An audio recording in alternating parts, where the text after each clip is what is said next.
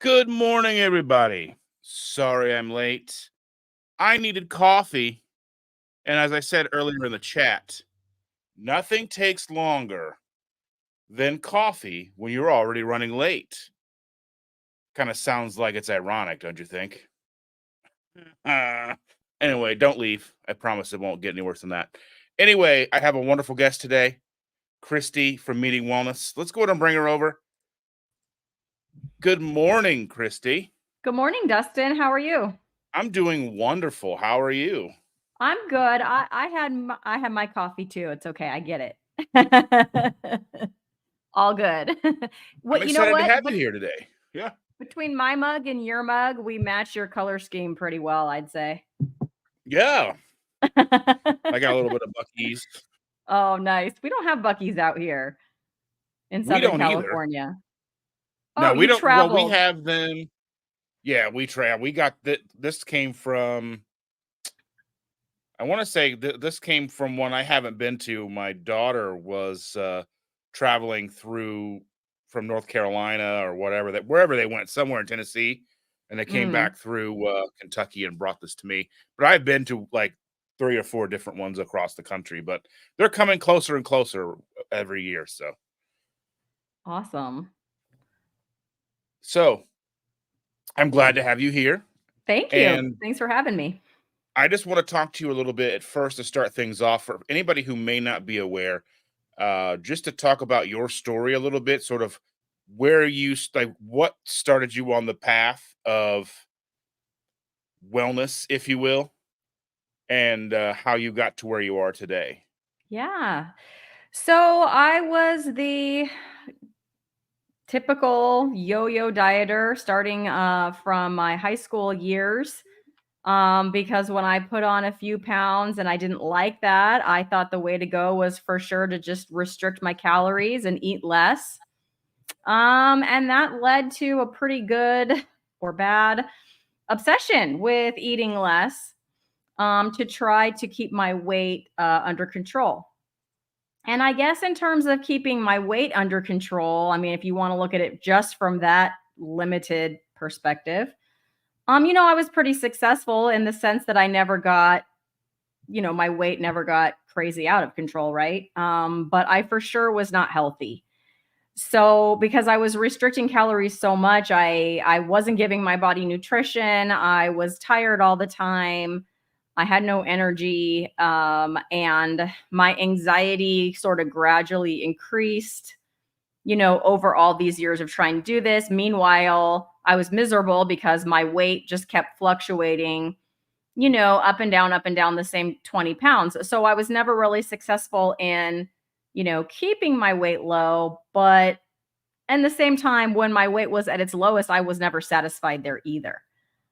So I just generally was a miserable person in terms of the way I felt about myself, my body image, my mental well-being, and all of that was just not in a good place from the time I was 15, 16, all the way up until almost present day, February of 2023.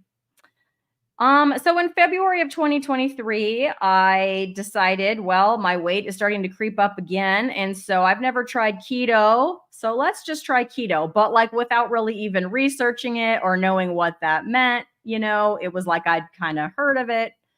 And so I just jumped in, but not really knowing what I was doing. Kind of similar to my other foray into low carb. I had heard of Atkins, right? And like tried to be low carb, but never really knowing fully or researching it, right?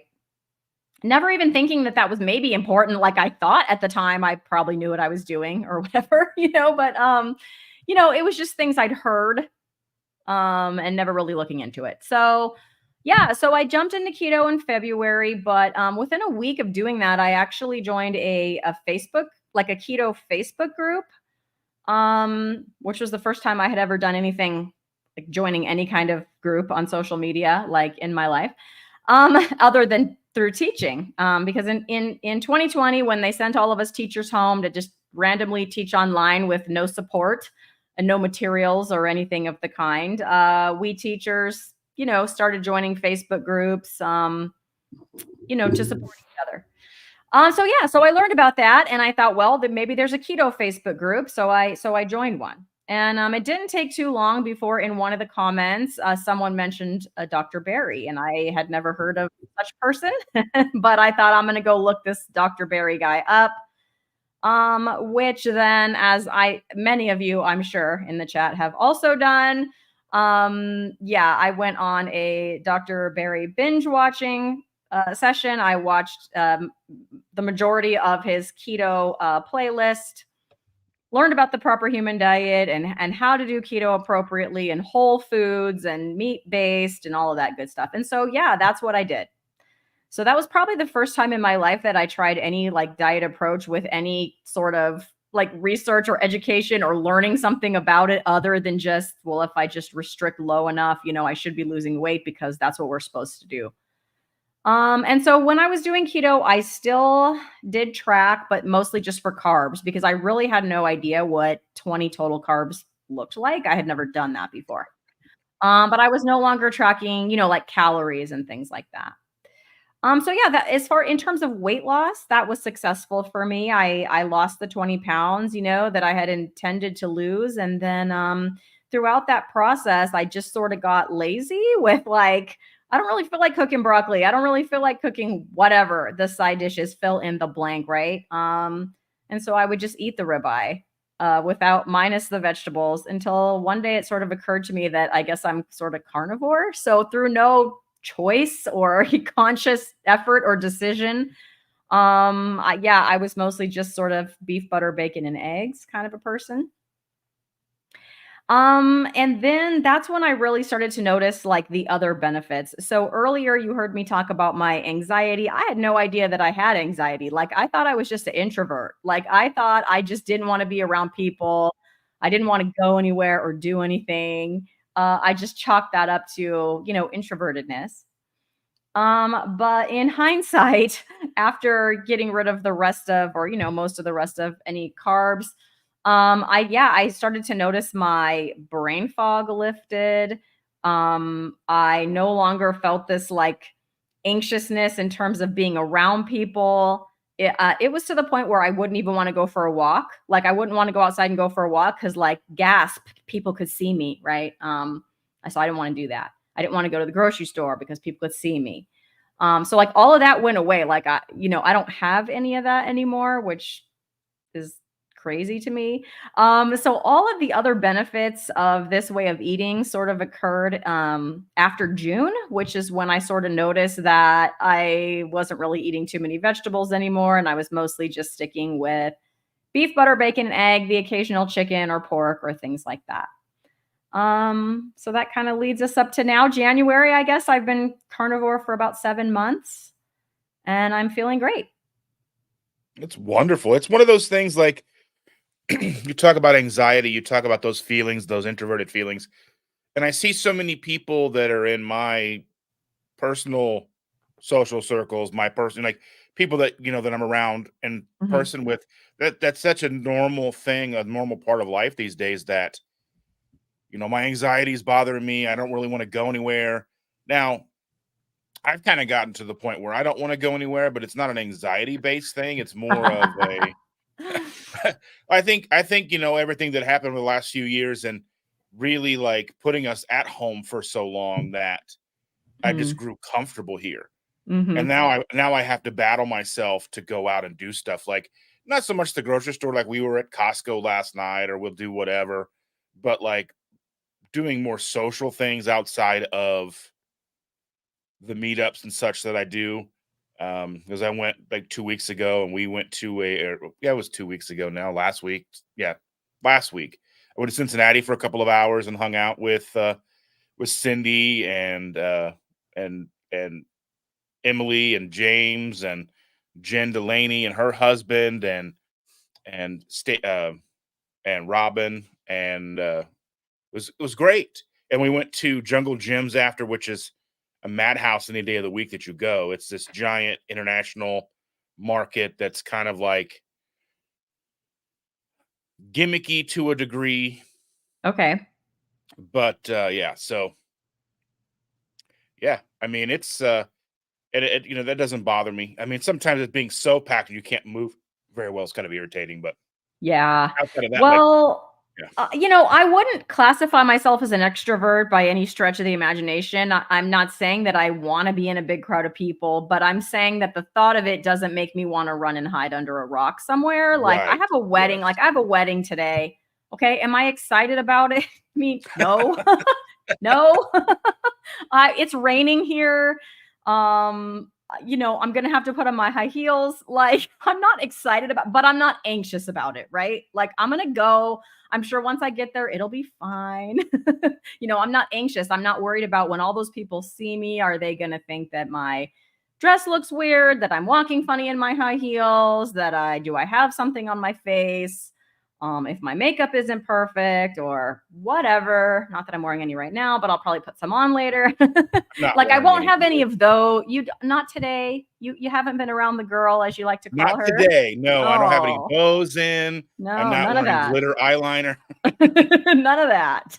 No, Yeah. So, it's just different. It's not like I'm not like a social butterfly, but I'm not like dreading it, thinking of 10 excuses. Like it's my teacher bestie's daughter. Like I need to go. But like in the past, I would have been thinking of, okay, what excuse can I come up with that she's going to buy that won't make me look like a horrible person, but so that I don't have to go because I'm worried about what all the other thoughts that everyone else is probably having about what I'm doing, you know. that's like one of my favorite things, like takeaways from psychology in high school was, and I can't remember whose quote it is, but it's one of those things that I try to keep in my head because it kind of goes in line with they're going to think this, they're going to think this, and it's never what they're going to think because it's Mm. like I'm not who I think I am, and I'm not who you think I am. Mhm. I am who I think you think I am.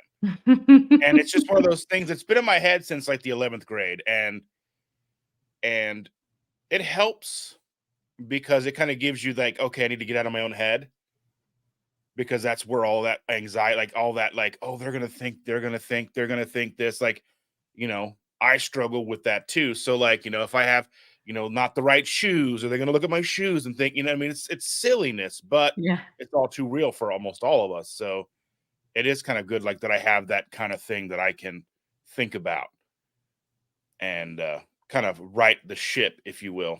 We've got a Yeah. lot of great people here in the chat today. Joe is here. He said it's a little too ironic. I So really we're do back up a think. little bit. And John Gugahan is here. Good morning. Hi, John. And Joe is here. Thank you for being here. Hello. Let's see. John said he's got some errands to run, but wanted to pop in and say hi. Well, I appreciate you so very much. And Lynn is here. Good morning, Lynn. It's not seven. Yeah, I got a couple of texts this morning at 7:30. We can't find your live. And I'm like, well, it's not till 11:30. Because if it was 7:30 where you are, Dustin, that would have been 4:30 a.m. for me. It's a I threw little, you under the bus real fast. I was like, I'm having another West Coast guest on, so that's what I do. I throw my yeah. guests under the bus. Blame me. Sorry, everybody. We've got less junk, more health here. Thank you for being here. They're from your channel. They're coming from your side of things. Hello. And Jay Hoggard the same. Hi, Jay. And let's see here. We've got mentor Jessica. Thank you for being here.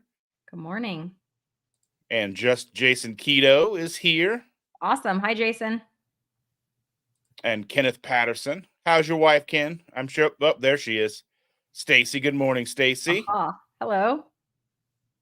We've got Nourishment Redacted. Thank you for being here. Ellie. And let's see who else we've got. A little behind here. We got Brenda Foley. Good morning. Good morning. Lainey is saying hi from Australia. Awesome. Hi, Lainey. It's so crazy to me when somebody comes in like, I'm from Australia. It's like, it's so like disconnected. I just want to be like, how's Bluey? No, but How's the future? It's Sunday morning over there. So yeah. yeah, she's in the future. How is it, Lainey? What are the lottery numbers? Yeah. Let us know. Oh my goodness. Evelyn is here. I think I saw her. Evelyn, she said she's late. You're never late, dear. Hi, And Evelyn. Twin Maples is here, Hi, Twin Maples. and Cindy, and that Christy lady's here, and Black Star. Thank you for being here. It is I think it's time to trim it down a little bit. It gets a little in the way, and I don't like the way it looks if it's too short, so I'm always careful. So you know how that goes, right? It's a balance. Yeah. And let's see. Twin Maples is saying a new social thing is to go to the local YMCA. Their new local thing is go to the YMCA, play pickleball. That sounds fun. We need to start doing YMCA and doing that kind of stuff. Yeah. The last wedding I went to besides today was my aunt's wedding, and she's all into tennis. It was at her tennis club, and like everybody was just supposed to dress comfortable. People wore their tennis clothes. Other people changed into their tennis clothes. I played pickleball for the first time at that wedding. So it was a different kind of wedding, but it was fun. Today is not that kind of wedding. I'll be in a dress and high heels. I think that more weddings need to be fun and like, cause it's so stuffy and like, I had one of the last weddings I went to was a friend's wedding, and another one of my friends officiated it. And basically in this has been like probably 5-6 years ago. I've been to more weddings since, but it's whatever. But the friend that was doing the officiating, he basically rickrolled everybody with the vows and everything. I'm never going to give you up. I'm never going to let you down, turn around and leave you, and all that stuff. He wove that into his speech. That's so funny. It was like real subtle, and you're like, wait. I've heard this before. Yeah. So yeah, that was pretty awesome. Thank you so much. I appreciate you. Yeah, it is pretty epic. Yeah. And Jason says, same with going to the gym. No one's watching you or cares. That's what Logan Delgado said last week. Goody Beats was saying the same thing last week. And that is a hard one to overcome, because the gym that I have a membership to, it's one of the most packed gyms I've ever seen in my life. Yeah, like, it doesn't matter. Like when I first started going, there was it was like a Sunday morning, snowstorm had hit. It was only like 3 or 4 inches of snow, but still like one of the first snows of the year. And it was still packed. I figured no one's going to be there. They're all going to take the day off. Nope. But it's got it's got, like the sauna, the steam room. It's got the hot tub and the pool. And if I could find a gym with a sauna, it might inspire me to join. But I don't think we have one here. Anyways, I'm doing my workouts at home. It's fine. I don't want to go with the crowds. I'm with you. I would rather. I want the sauna in the house. I want a cold plunge. I've been trying to like look at the most economical way to get a cold plunge, but I also don't want to buy, like, this time of year is fine. I can just put the water out there and just break the top open and it's freezing cold. But I don't want to buy ice every day. Yeah, that would be expensive. It's we don't have that problem here, but this morning it was raining, so I didn't do my sprints, but I've been sprinting when it's like, 30 degrees outside. I'm like, that counts, right? Every little bit counts. Even walking around Costco helps, all that stuff. Just getting, all the steps in and doing what you can. And I just get stuck in my own little world, and I never leave the house unless I'm going grocery shopping or something like that. So that's the thing that I have to work on. Yeah. I want to get out for more walks. I was going for walks, and then summer hit like 6 months ago. We got 100 degrees, and then I never, as it cooled off, I never got myself back out to doing that. Yeah, it's either too hot, or right now it's like, 2 degrees, and you're like, yeah. Yeah, we don't have 2 degrees. I mean, it's nice. Nobody wants to hear my weather. They're like, you have nothing to complain about. It is rainy today, though, and for 3 days it will be raining. This goes in line with the weather. So she's asking, how's the weather where you are? It's cold here. It's probably, the sun's up, so it might be in the 20s. But as soon as the sun starts to go down, it's been like 11, 10. She said it's 10 degrees where they are and sunny. Yeah, no. It's like 50, 60 degrees here. It gets down colder at night. And then on the rainy days, it actually keeps it kind of warmer. It doesn't cool off as much. Some fog, some rain, but mostly it's sunny and generally nice, 60s. Mm-hmm. Southern California, can't complain too much. And Evelyn says that she's found that most people are doing the same thing with their, in their own Yes. heads. Like, well, what do they think about me? And they're thinking the same thing about you. So we're all Yep. kind of like little manic, little, Yep. we're all worried about 100%. what everyone's thinking, and we're not thinking about that they're thinking. You know what I mean? Yep. Let's see, Christy, what time is it out there on the left coast? It's what Oh, we it's just about 9 a.m. right now. Yeah, I just kind of started my day, did my workout, brought my groceries in from the porch. To Dustin's point, I did not go to the grocery store. I have them delivered to my porch because convenience is a thing. Not because I don't want to go. I just convenience. But yeah, I'm so too I much did of a that. control freak for the grocery delivery. Yeah, I'm not. I don't care. Bring me what. Although one and a half of my eggs. So I ordered 4 dozen eggs, and one of them was half smashed. So I'm gonna have to deal with that after this. Get my money back on that carton of eggs because I'm not paying for that. I'll have to go out tomorrow and buy more eggs. I'm down to like 2.5 dozen eggs. So Oh yeah, yeah, that's low. 2.5 it dozen is is. low for my house, man. And Yeah, my for us husband just too. texted me like, just so you know, I'm gonna start to eat eggs now. So I'm like, all right, I better get a few dozen then. Because we So usually we try to keep between 5 and 10 dozen in the fridge. yeah. So I mean, and that sounds insane to so many people too. Like, I keep 10 dozen eggs in the house. You're like, Yeah. what? Like, Yeah. well, I mean, if I eat eggs, it's probably going to be 6 of them. And then Mm-hmm. I make, the girl every day gets 2 eggs in the morning. Mm-hmm. So Mm-hmm. she's eating, well, she eats 1, but I make her 2 with the hopes that she'll eat 2. And Right. then Chandra gets her eggs in the morning. And then anything we do, there's almost always eggs going along with it. So it's just Right. eggs are the cheap part of our meal. And then, whether it's ribeye or ground beef or whatever we found on sale. So, Mm-hmm. but Yeah, eggs I hold it it's all similar together. for me, but I only keep half as much because usually it is just me eating the eggs. But yeah, like I said, my husband's chiming in. He's like, I'm gonna eat like 2 or 3 eggs a day. I'm like, all right, I'll buy an extra dozen or 2 for this week then. Yeah. So you were on a live just a couple of days ago, and I caught a Mhm. little bit of it. And Okay. and you were talking about buying cows and, Oh yeah. the grass fed, grass finished, and all of that. Mhm. Mhm.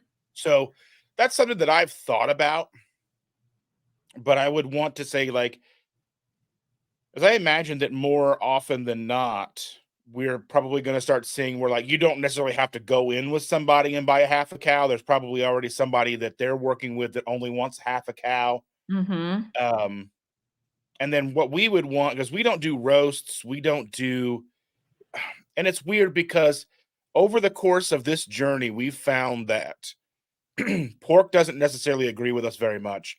Mm. Bacon we can handle to a certain degree, pork belly to a certain degree, but just like pork chops or like pork loins and stuff, even though they're like $1.29 a pound, they Mhm. just they don't settle right with us. And I Yeah. think it comes down to the fact that over the course of the last 8 years of us living this lifestyle, we've basically gotten to the point where anything we eat is rare outside of chicken. Mhm. So we Mhm. eat chicken and beef. Sometimes I'll have other ruminants. Um, Shanda won't eat it. She won't eat lamb. She won't eat bison or anything like that. I I would will, eat and bison. I don't like lamb. I just can't. I've tried several there times. is a flavor with lamb, and sometimes I'm really in the mood for it, and sometimes I'm not. That, like, the other day I was at the grocery and they had their grass fed lamb or whatever on sale, Mhm. and it was like $4 a pound, and I thought I could buy a couple of pounds, but I was like, even though that's a good sale, I wasn't feeling it that day, so I didn't buy any. Because usually I Mm. probably have a couple pounds in the bottom of the freezer anyway. Okay. But yeah, so I mean, so for us, if the beef is overcooked, like you would cook a roast in, like, say, like the crock pot, Mhm. and you shred it up, it's just sits there. Like, we eat it, it just sits and it's heavy and it doesn't seem to Mm. digest well, and we just kind of gives us heartburn. It's a weird situation for us. And it's weird that it's for both of us. And it probably is because I've always gravitated towards, starting off medium rare, and then I've even eaten raw meat and stuff like that too. So I think that goes a long way with that. At least that's what I've come up with. I haven't talked to anybody about it or anything like that, but it's an interesting thing to think about. Yeah, I for sure prefer medium rare to rare. I will eat a roast. I don't have problems to the extent of you that that you're talking about. I enjoy it, but like not as much as like the medium rare or rare, ribeye or chuck eye, or even when I do like the one roast I do enjoy is my picanha, but I cook that thing, it's pink all the way through when I cook it. So even though it is a roast, the way that I do it, it's pink all the way through, and I do love that. Um, so yeah, I hear what you're saying. I don't do a chuck roast very often. That's the thing when you buy the half cow. So what I'm doing, and I don't have it yet, and I've never done it before. So this will be my first, experience with this. But there's a local rancher that's kind of close to where my mom lives, like maybe 15 minutes or so. And they do grass fed, grass finished, and they do grass fed, grain finished, but it's all like sustainably raised with humane practices and all of that stuff. You can go see it anytime, and it's beautiful out there. And I just thought if I can do that, I want to do it. Well, and I plan on doing it more frequently because the price is I don't remember the exact price, but it's like under $7 a pound for this grass-fed, grass-finished beef that I know was, done in a way that's not, hurting the environment or the animals, well, until the end, but you know what I mean? They're living their best cow life out there in the pasture, eating grass and all that. Um, and so, giving back to the earth and the topsoil. And so, yeah, I pay less than that for ground beef, but I pay more than that for ribeyes and picanhas, right? So I'm like, it all kind of evens out, and I'm doing something that I feel good about. But I am sharing that half a cow with my mom and my brother. I do know, like through the high school, like FFA, although I've never done it, like a friend of mine at work could only have room for storing half a cow. And kind of to your point, Dustin, they just found somebody. So it's like they bought it through the FFA program at the high school, and they just found somebody else that wanted just the half beef, and they just matched them up. And so, yeah, that should be ready in April or May of this year. I've emailed the rancher to see if I could nail down a date because I put that deposit down like 3 months ago now. Which I guess the good news is the local rancher's so busy. I've already waited 3 months, and I still have to wait till April or May. So, I mean, that's great, right? Now that I'm in the rotation, I don't know if that I'll always do the half beef like that because to what you said is, I like ground beef, to some extent, but it's not my favorite. And so I'm going to get a ton of ground beef. Now, the nice part is you can customize the amount of fat you want in that ground beef because you're just, you're talking directly to the butcher, and you can have them kind of do custom. I plan to get a little bit of organ, like liver, ground into some of that ground beef, but it's going to be a ton of ground beef, like a lot. Like, I don't exactly know. I'll let everybody know when I find out. We're not splitting it evenly 3 ways because my mom doesn't have that much freezer space, but like I do. I have an extra chest freezer. And my brother, I don't know what he has, but he has more space, like kind of similar to me, or maybe even more for sure. So yeah, we're gonna have the ability to get the liver ground in there. It's gonna be grass fed, grass finished. Not too expensive. I feel like I'm doing something good for the like local economy kind of a thing, and I'm excited about that. But I think in the future, because you can also order like specific things. Of course, when you do that, you're gonna pay more, right? So it's kind of like you gotta weigh your options that way. Um, but yeah, if I can figure out this first order first, then I'll kind of know more what I'm going to continue on with in the future. Just because I haven't received it, I don't really know how much ground beef I'm looking at versus steaks and roasts and that kind of ribs and whatever. I have to kind of look at it and then gauge. And I can't take. I mean, I'm sure my mom and I'll be wrestling for the picanha. We're gonna have to duke it out and see who's gonna get that. That's like my favorite. So I don't really know, what my brother wants. So yeah, you have to kind of share too. But yeah, I'm excited for that and looking forward to it. And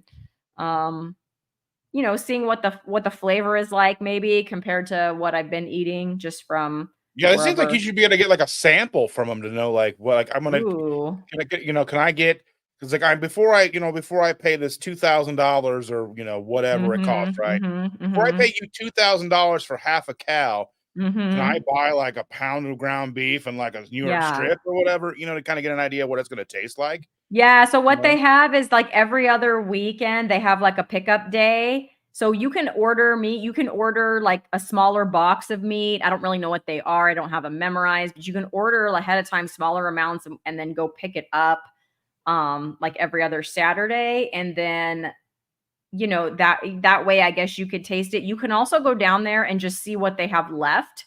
So, like, they'll have stuff that, and then if you're just it's kinda first come, first serve, right? Like, whatever's left, you can go buy something. But that's just luck of the draw, what they might have. And I've never done that because it's close to where my mom lives, but my mom lives about an hour from me, so it's a little far for me to do that. Actually, I'm excited because the butcher they use is actually on the north side of me just by about 10 minutes. So that's where I'm going to be able to go. I don't have to go to the ranch to go pick up my meat. You pick it up from the butcher, which is actually very close to my house. So it's actually convenient in that sense. That's pretty cool. Like, because Mhm. it would be nice. So, like, we've got 3 kids, well, 3 kids and a bonus son, and um, so all of them except for one of our boys lives in the same house, and then the other boy lives in an apartment with some roommates. And it would be nice if we were able to do something like buy the whole cow and divide that up because our middle kid is trying to do more keto because Mm. when we went keto in 2016, the boys were still middle school, high school. So they Okay. didn't have a choice. Right. We weren't bringing in anything that was devastatingly detrimental to our ability to stay on track.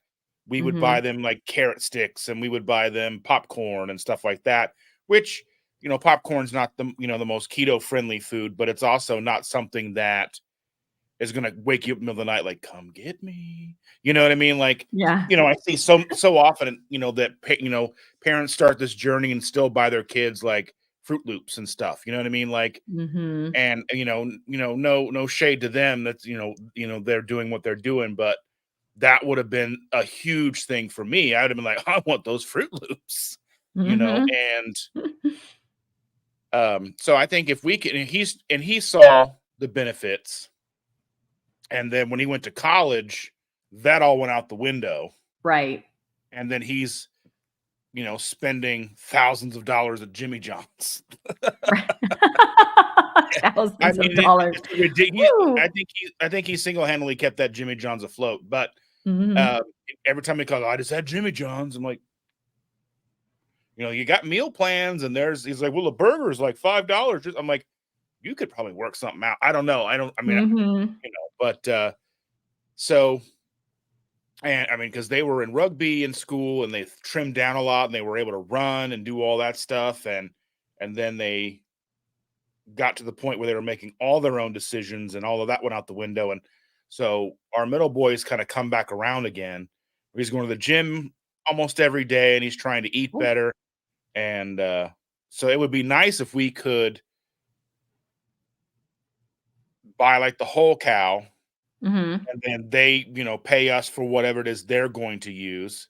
Mhm. And then that way they're getting, but then again, at the same time, we've grown so accustomed to like the grocery store meat. So like I went on a quest a couple of months ago. I should have documented it, but I didn't, I mean, who has a YouTube channel, but I should have documented this. But I went through and I tried like every grocery store's frozen burgers, their brand of frozen. Oh, okay. You should have documented that. I I would have should watched have. that. I would have watched that, Dustin.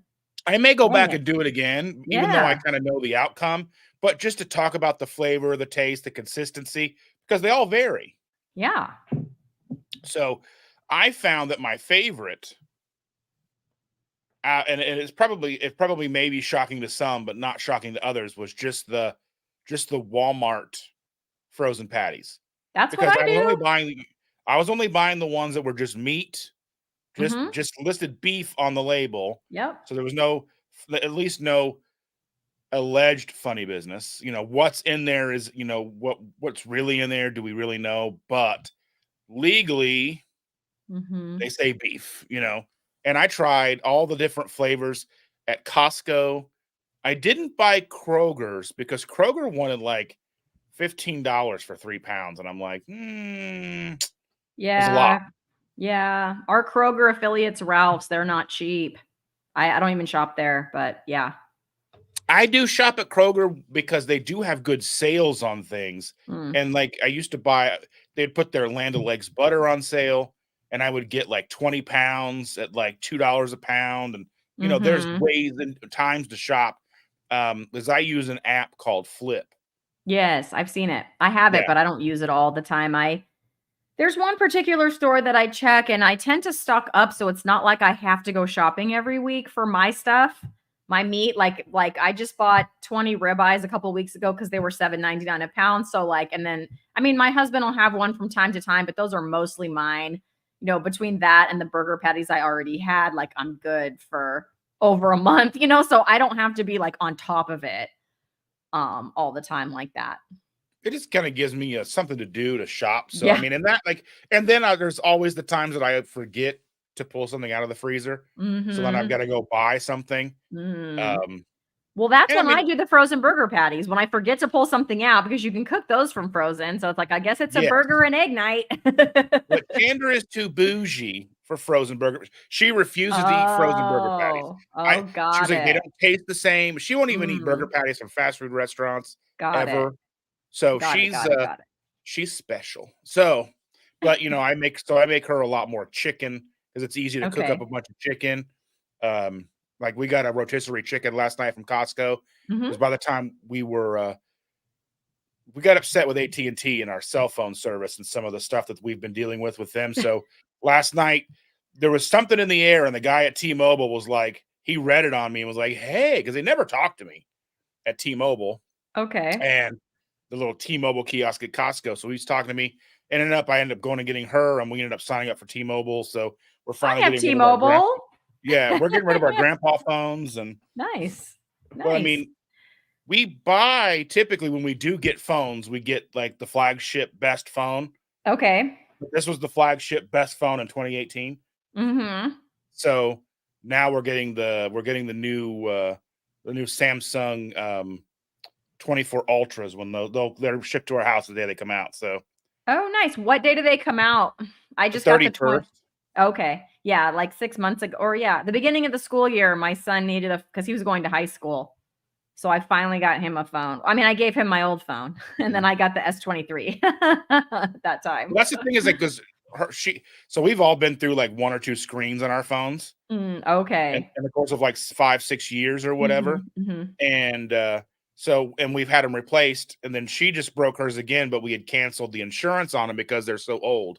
Mm. And the insurance, to keep the insurance, is like if you break it again, we'll just go and upgrade. It'll be time to upgrade anyway.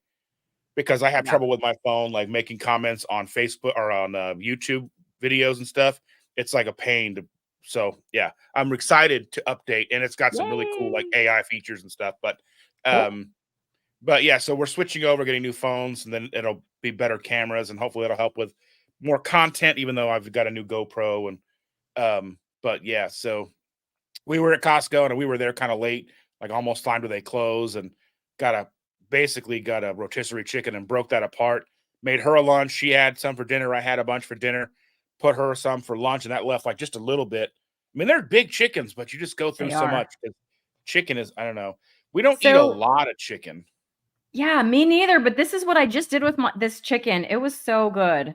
So I got the bone-in, skin-on chicken thighs, and I just, like, salted them with a bunch of, I don't know, because I don't measure, but a bunch of Redmond salt, and then I took a bunch of, like, a big spoonful of bacon fat out of my little container where I save it, and I got this brush and I just liberally coated those things with that bacon fat, and then I got this new, like, air fryer appliance that's like a 12-in-1, but, like, it could air fry, and I've never had an air fryer before.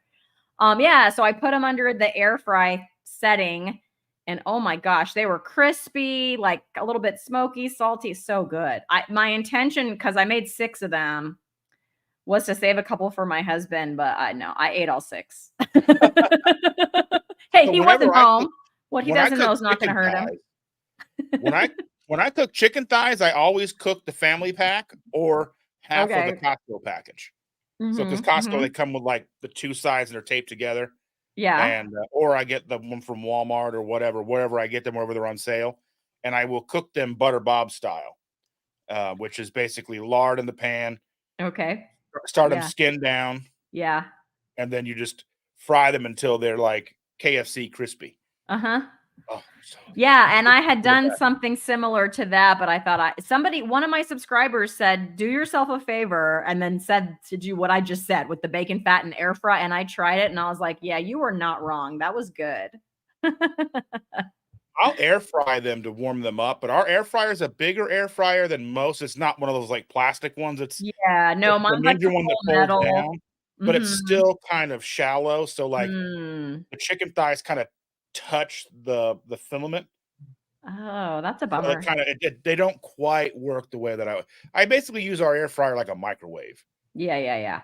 No, So my air fryer's bigger. You can do a rotisserie chicken in there, and it has like a wall, so you can do 2 separate things. If you put this wall in the middle, it has dual controls, and you can cook like one side air fry, one side bake at different temperatures, or you can pull that thing out and use it as one big appliance. It's pretty cool. I got it as a gift. It was expensive, but I didn't pay for it. I got it for Christmas from my in-laws. It's very nice.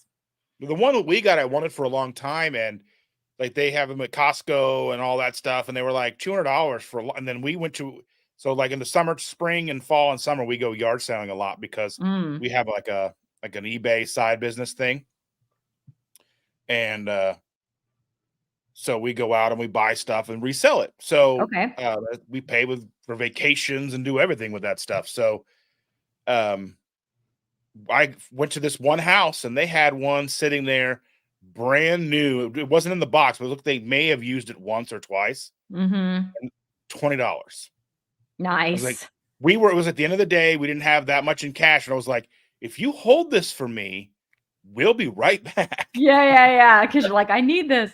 I need this. Uh-huh. I was like dancing and Please I was don't trying sell to, this out from under me.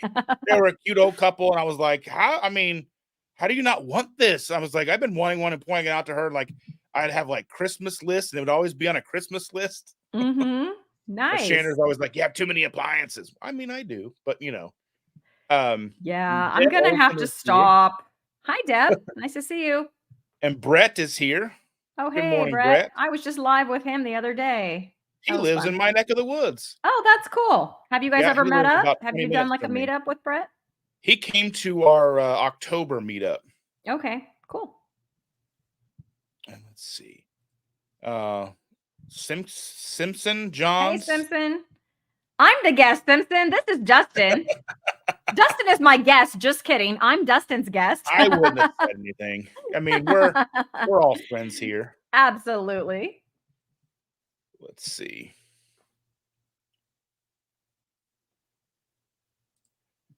I had a 2-year-old beard as pro Santa takes the work. Yeah, yeah, yeah. Well, that's the thing is I'll get stopped and by older gentlemen in the store. They're like, "You're good. Kids are gonna love you in like 5 years," and I'm like, I'm like, I don't know about that. I don't want kids following me around the store. It'd be weird. Yeah, that would be weird. Yeah. That would be weird. Good morning, Dee. Thank you for being here. Hi, Dee. Yeah, I'm just looking to see if there's any questions in here. Semi-retired Bob is here. Good Oh, morning. hi, It's Bob. 11 a.m. for him. Yeah, It's almost up to 0. very close. Yeah, so I'm so glad I live where I live for the weather reasons, at least.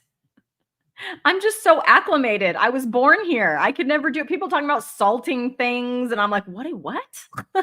you assault the driveway, Yeah, you I'm gotta like, like what? Shoveling things and salting things? Yeah, no, there's not a automatic thing. start, Yeah. Yeah, you we don't know, have any of that. telescoping. We got telescoping uh snow brushes for our cars. Hmm. I have no idea what you are referring to. Now Yeah, we get them on it's just clearance, so yeah, it's every just year. not part of our existence. Like we just don't do it. Of course, we have, the wildfires and the earthquakes, but Yeah. Yeah, so, like, we've talked about kinda your generalized diet. So, basically, Yeah. you're eating beef, Mhm. so a good amount of eggs, you're eating a little bit Yep. of poultry, Yep. A little um, pork from time to yeah, time. Although if yeah. I do eat pork more than one day in a row, like my energy starts to wane. So it doesn't bother my stomach, or make me have heartburn or anything like that. But it's like if I don't throw some beef in there, I'm gonna notice that my energy starts to kind of diminish. So I I was just have to talking with alternate. Chandra the other day, and, like, how pork bothers us. I was wanting to see if we could find, because I know, like, in Texas and I know, like, Southern Indiana and all these other places where wild boar are a very nuisance animal, they're dangerous, and there's millions of them. Mm. I was wondering if, like, a wild, because it only takes, like, 2 or 3 generations for, like, the pig you see at the fair or on around a farm to become a wild boar. Hmm. Literally, like, I think it's, like, 3 to 5 generations, and it's, like, the tusks are back and everything. Yeah, I was crazy. Okay. so I was wondering if it's, you know, farm raised pork that's the problem. I was wanting to see if I need to find, and not just like the little squares of like wild boar or whatever, but I need to get like some actual, like, so if I can get like a wild boar pork belly or something like that and really try it, Mm. see like wild boar bacon, and see if that has any of the similar impacts. Maybe like a wild boar pork loin. Because one of the things that we used to eat all the time pre keto was just, we would roast a pork loin, you tie it up, Mhm. and you just put, a mound of onions on top of it and just roast it in the oven. Now, onions are a little carby, but they're not the end of the world. But um, that's how I look at kind of vegetables a little bit. To like, I'm not to the point where like I'm scared of onions or like red peppers or anything like that. Or, I don't eat them as Yeah. often as I used to, but they're not.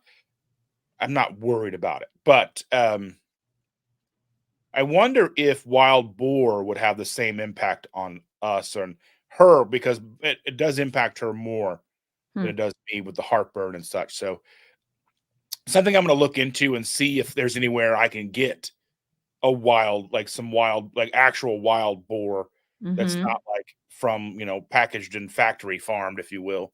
Right. Uh, so, because you can get, like, at Fresh Time, there's stores where like they'll package up wild boar patties and stuff. But I'm like, do you really know? I don't, and for our Yeah. experiment, I want to know for sure. But I need to reach out and see if there's any um, butcher or like any farms nearby. I know that most are probably going to be more chickens. I also want to try actually like farm raised chickens that are eating, all the bugs and all the stuff and eating what Mhm. they're supposed to, and then see like how much different that really is to like a Costco rotisserie chicken or the chicken thighs that we get from the grocery store. Yeah, I've started ordering that kind of chicken and pork, although I haven't really tried the pork. Yeah, I guess I did try a pound of the ground pork, but I mixed it in with regular ground beef. I made like a meatloaf that was half ground pork, half ground beef. But I did start buying, pasture raised pork and pasture raised chicken because if I ate that as the main part of my diet, I probably couldn't afford it. But since I only eat it every couple of weeks or month or something, it's like I just feel better about it. So I started ordering that, and I don't know if I've noticed a difference. I don't even know if I have enough pork to be able to do the same experiment. Like eat that pasture raised pork 3 days in a row and see if my energy tanks like it did on the Costco pork shoulder that I had Right, done. right.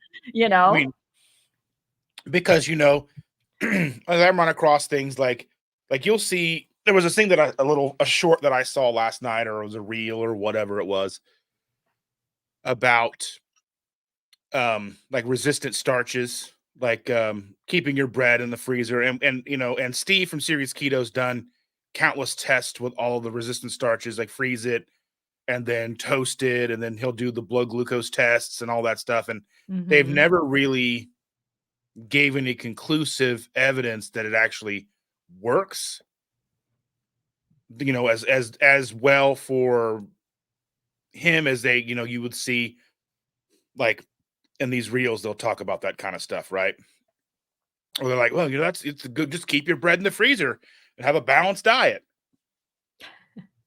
And you know that they're not coming from, a keto or a carnivore, obviously, kind of way of looking at it. But that's kind of like I want to know by testing it ourselves how that'll benefit us. And but yeah, so I think you just have to do it yourself. Mm-hmm. Absolutely.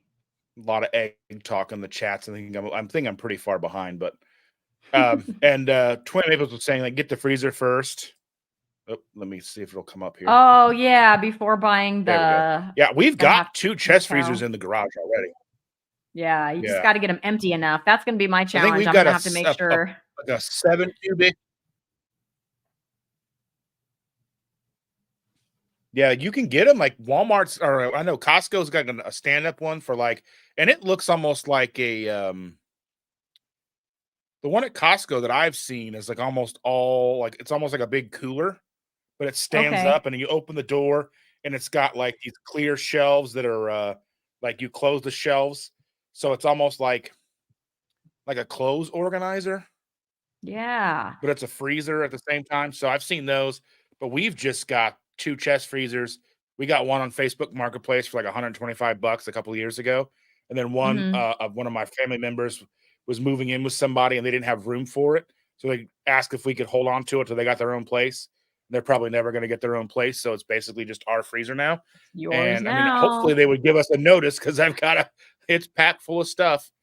Clean it out. But I mean, we would So the have to freezer, empty ours out. yeah. The freezer we got is like rated to be able to live in a garage because our garage gets hot. Because in the summer times here, it can get up to, over 100 degrees multiple times or for a week or two on at a time, and sometimes up pretty close to 110, which means our garage is hotter than that. Like, I don't know how hot it is in there, but obviously it's like trapping all that heat and getting even hotter than that. So this freezer that my husband picked out, it was a gift for me from him, but yeah, it's rated to withstand those kind of conditions for at least 5 years. Because I guess it's not really good to just have like I was wondering about that one at Costco that you were just talking about, because I would love to have the organization of those shelves. I'm just Me worried that too. in that kind of condition, of being 100 and who knows how many degrees out there, like how long it would last, before the motor burned out or whatever. Yeah, we've never thought about that, but we've had ours for 5+ years now, and they were Mhm. used when we got them. So, Mhm. and I mean, we get the 100+ degree summers, the negative degree winters. So, Mhm. if they can't, I mean, everything stays cold in there, and there's nothing overly freezer burnt or anything like that. We've even had some time of this year where our power was out for like 24 hours at a time, and everything stayed okay. And Hmm, so, that's good. that's something that I wanna try. I think I have a brick of kangaroo from Jungle Jim's. Mm. They have the different kinds of, ground meat. I want some kangaroo steaks one day. That would be one of the reasons I wanna go to Australia. I mean, there's a lot of reasons I wanna go to Australia, a lot of reasons I don't wanna go to Australia, but, I mean, it's far. Like, you're on a plane for, like, the whole day, Yeah. and, like, it's, like, 24 hours unless you Yeah, can, it like, is far. yeah, that might almost be like Well, charter a private plane, but my nephew went hunting and he got a to what you were saying, a boar, but I didn't get any boar meat, but I do have some bear meat and I have what else do I have? Oh, buck. He got a bear, a buck, and a boar, the 3 Bs all in one day with this Ooh. hunting thing that he Is went that the on. And triple so B&E now? the triple Triple B&E, B&E, boar, bear, buck, and bear, boar. buck, and elk. So I have a Triple pound B&E. of yeah. I have a pound of bear and I have a pound of the buck. And it's just in my freezer, and like I need to get brave and cook it up and eat it. But I I told him I hear wanted that some. I'm like, I want some because I'm a carnivore. I got to be tasting this stuff. I hear that black Still in my bear is really delicious. Yeah, it is. It's black bear. They said it was lean, which is why it's ground. So it's like a pound of ground meat.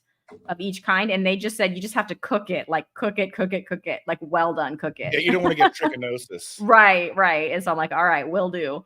Well, that's the kind of the downside to me of that kind of animal because, like, I am more of a, like I said, already a rare Mm-hmm. type of, like, I don't even like I can eat my ground beef cold in the middle. I don't care.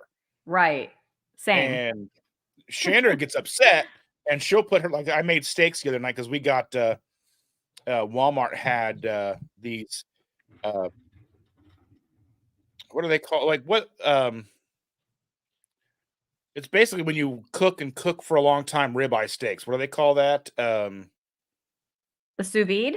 No, it's like Lowry's is famous for that. Their prime rib. Oh, So I'm we not got a sure. boneless prime rib, and I just cut it Okay. into ribeye steaks. Okay. And then we got those. They were like $7 a pound from Walmart. So I bought That's 2 of great. those and kind of made 8 steaks.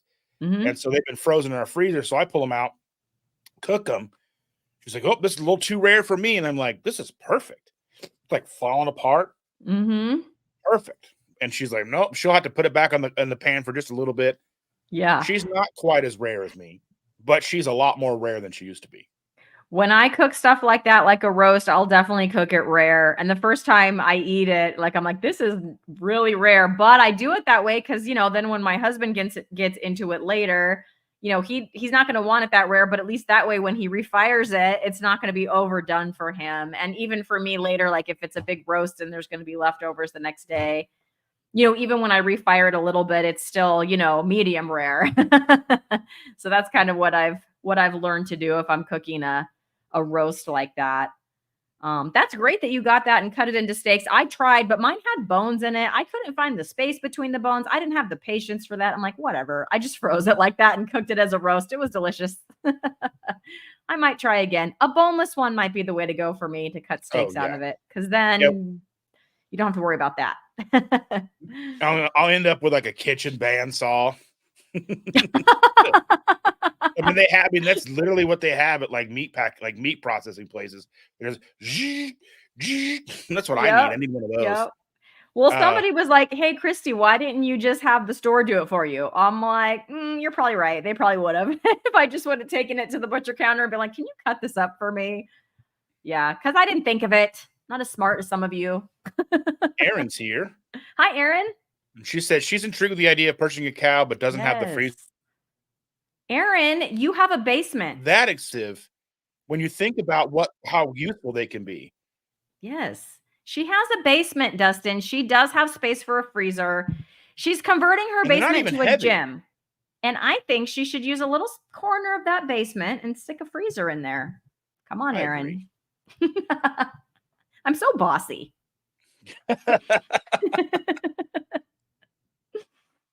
She's got a 25 cubic foot freezer went out. She has one. It Ooh. went out.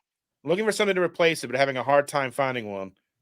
25, like, see, we've got a 7 and a 5, like a 7 cubic foot and a 5 cubic foot. They have small little Yeah. footprints. And I think, like, Yeah. I mean, I don't know, like having a 25 cubic foot would be amazing. I think that's I about the would. same size as our refrigerator. Yeah, that is. Like I think that is for sure for me too, the same size of the refrigerator.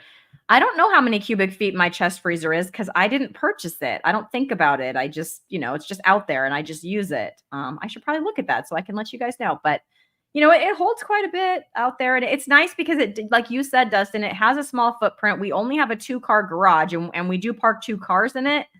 So it's just like a very narrow band of space up and down the walls where we can put things like a freezer. Yeah, But we've it got a fits there 2-car garage. perfectly. Only Yeah. one car fits in it. No, But we my do car get sits in the driveway. yeah, we get both our cars. I mean, my husband has a big truck that is for sure not going to fit in there, but 2 smaller cars will fit in there. I mean, we can't really open all the doors. We have to back the car out to like let passengers in, but at least they can park in there sheltered, because we do put the like shelving and whatever. But yeah, I don't think I could fit a freezer where the door opened like this because it would for sure hit the car. And with the chest freezer, because the lid flips up, that's one benefit to that Well, one. then the thing for us is I end up storing stuff on it. Like especially right now for us, our garage is like a second refrigerator. Mm. So we've got Yeah, like because yeah. stacks 'cause it's of cold where you live. beverages and stuff like Uh-huh. sodas and stuff sitting on the freezer. So if I want to get into it, I've got to like spend 5 minutes moving stuff and setting it around, and then I've got to put it back. That's a pain. Yeah. So then the thing with the chest freezer, if you're unorganized like me, then you're digging around trying to find what you're looking for and pulling more stuff out. And then you got to put it Yep. all back, and it's like a weird game of Jenga It is. or Tetris rather, because you got to put it all Tetris. back. Yeah, that's how ours is. It's for sure not organized. I'm not an organized kind of person. I'm just throw it in there. When I get it, I just throw it in there. I know that I should pull up the picanhas that are already frozen, put them to the top, and put the new one underneath. But do you think I do that? Mm-mm. I can't I even don't. I can't even get It's bad. I do all the grocery shopping and doing all the putting away of the groceries most of the time. So, in the fridge, I'm pulling out the old heavy cream to put it out front of the new heavy. I mean, Mhm. realistically, we go through so much heavy cream that, I mean, they're good for like 2 months, 3 months, Yeah, they are. and we never Yeah. get anywhere close to that date. Mhm. But I mean, so it wouldn't really matter, but then that one will get left in the corner, Right. if I don't. But Yes. yeah. So No, I I hear do all of that. that and putting things around, like, so I know where everything is, like, so I know in our fridge or the freezer that's in our refrigerator is the one on the bottom, and that's, like, when we first bought the fridge, I was like, "I don't know how that's bigger than, like, the ones at the top," but Mhm. surprisingly, they're huge, Mhm. except, like, sometimes, like, it's like that, like those coin machines where you put the coins in and it pushes the coins out. Sometimes Yeah. if I put something just too tall and I go to open Yep. the freezer, it goes right behind, and I Yep. gotta, like, get on the ground and, like, put my mouth Yep. all the way back there, and Oh, I've been there. I've been there. That's how our freezer is too. Yep. I'm It's afraid funny. every time I open it, one of our cats goes and looks, I'm like, "You're gonna get stuck back there, Yep. Don't and do it, I'm not gonna cat. know how to get you out." Don't do it, cat. He's Yeah. like, "What? Can I get stuck in there?" Like, he But got there's a outside the other space. day, and I'm like, "You're not gonna wanna be out here long." It's cold. Yeah. It's not cold enough to deter Pixel. She escaped the other night, and my son said he was out there for a good 10 minutes trying to catch her. It was because it Well, was our dark, cat and he couldn't see her, and she's kinda dark in color too, and then she was, all, running away all crazy. She didn't calm down till he couldn't find her. He couldn't find her for a long time, so then she relaxed, like, "Oh, no one's chasing me anymore," and then that's when he finally saw her and got her. Mhm. Joe says that, when they got a half cow, they ended up with 94 pounds of ground beef, Oh, okay. lots of steaks, and they like roast, but Okay. you cut those up, all the bones and tallow. Yeah, that would be All the like bones and tallow. I'm excited for that. Yes. I didn't see Big Bob, but she says, "Hi, Big Bob." I don't know if I saw his actual post, so we'll say hi to Big Bob. Hello, Big Bob. Let's see. There's a grass-fed finished ranch near me that I need to contact for beef. Don't have enough graze for raising my own yet. Yeah, I don't think our HOA would like cows. I think Yeah. you can have a couple. I think I've seen people have a couple of chickens, but I don't necessarily know if I want to grow my own chickens. Yeah, I'm with you, Dustin. I'm a little bit I don't know. I'm too A friend city boy for that. same. I There's a friend of literally mine yeah, go ahead. there's a friend of mine that I work with that has a few backyard chickens, and when she has extra eggs, she'll just bring them and give them away. So I'm like, "Sweet." So I take those whenever she brings those in, but otherwise, I mean, and she lives just a few blocks that way. I hear roosters around here, so I know people have some chickens. But I don't think I'm that kind of temperament to go out there and feed the chickens and I don't know, do all the chicken things, whatever those are. Like, even for me, like, living in a house now, I grew up in apartments, so I never had to mow my own grass. Right. I never had to like, we were on the second floor, we had a balcony. I didn't have to mow Mhm. anything. I didn't have to, and if anything went wrong, we called the maintenance guy, and he didn't know Right. it, you know what I mean? Like, I've always lived in apartments until living with Chandra in the house, and so I've had to kinda learn a lot of stuff, like, "Okay, now what? Okay, now I gotta mow the Mhm. grass." I've learned that I hate mowing grass.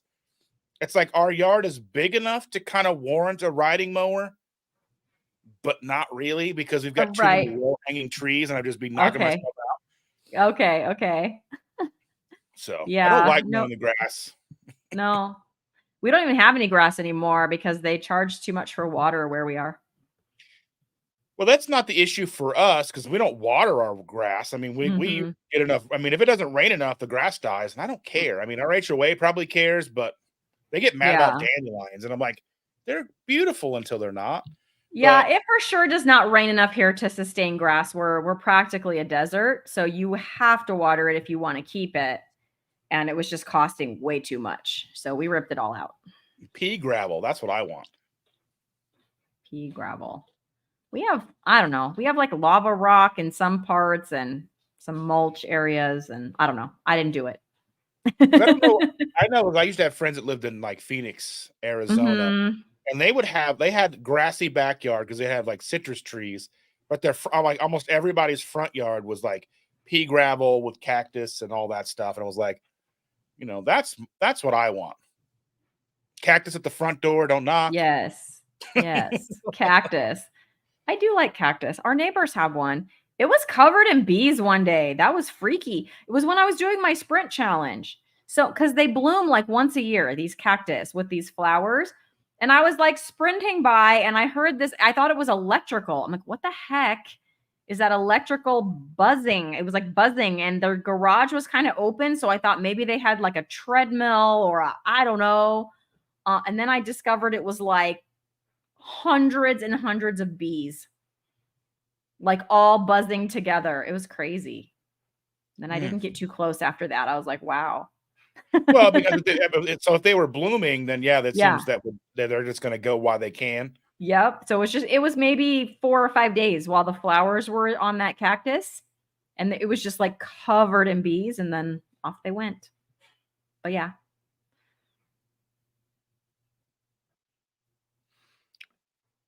Let's see what we've got here. Yes, a swarm of bees, twin maples. Yes, I caught it on my I vlogged it and I was like, I'm not gonna get too close, but I'm gonna zoom in. It was like just bees everywhere. I was like, okay, I guess I thought it was electricity, but it wasn't. It was bees.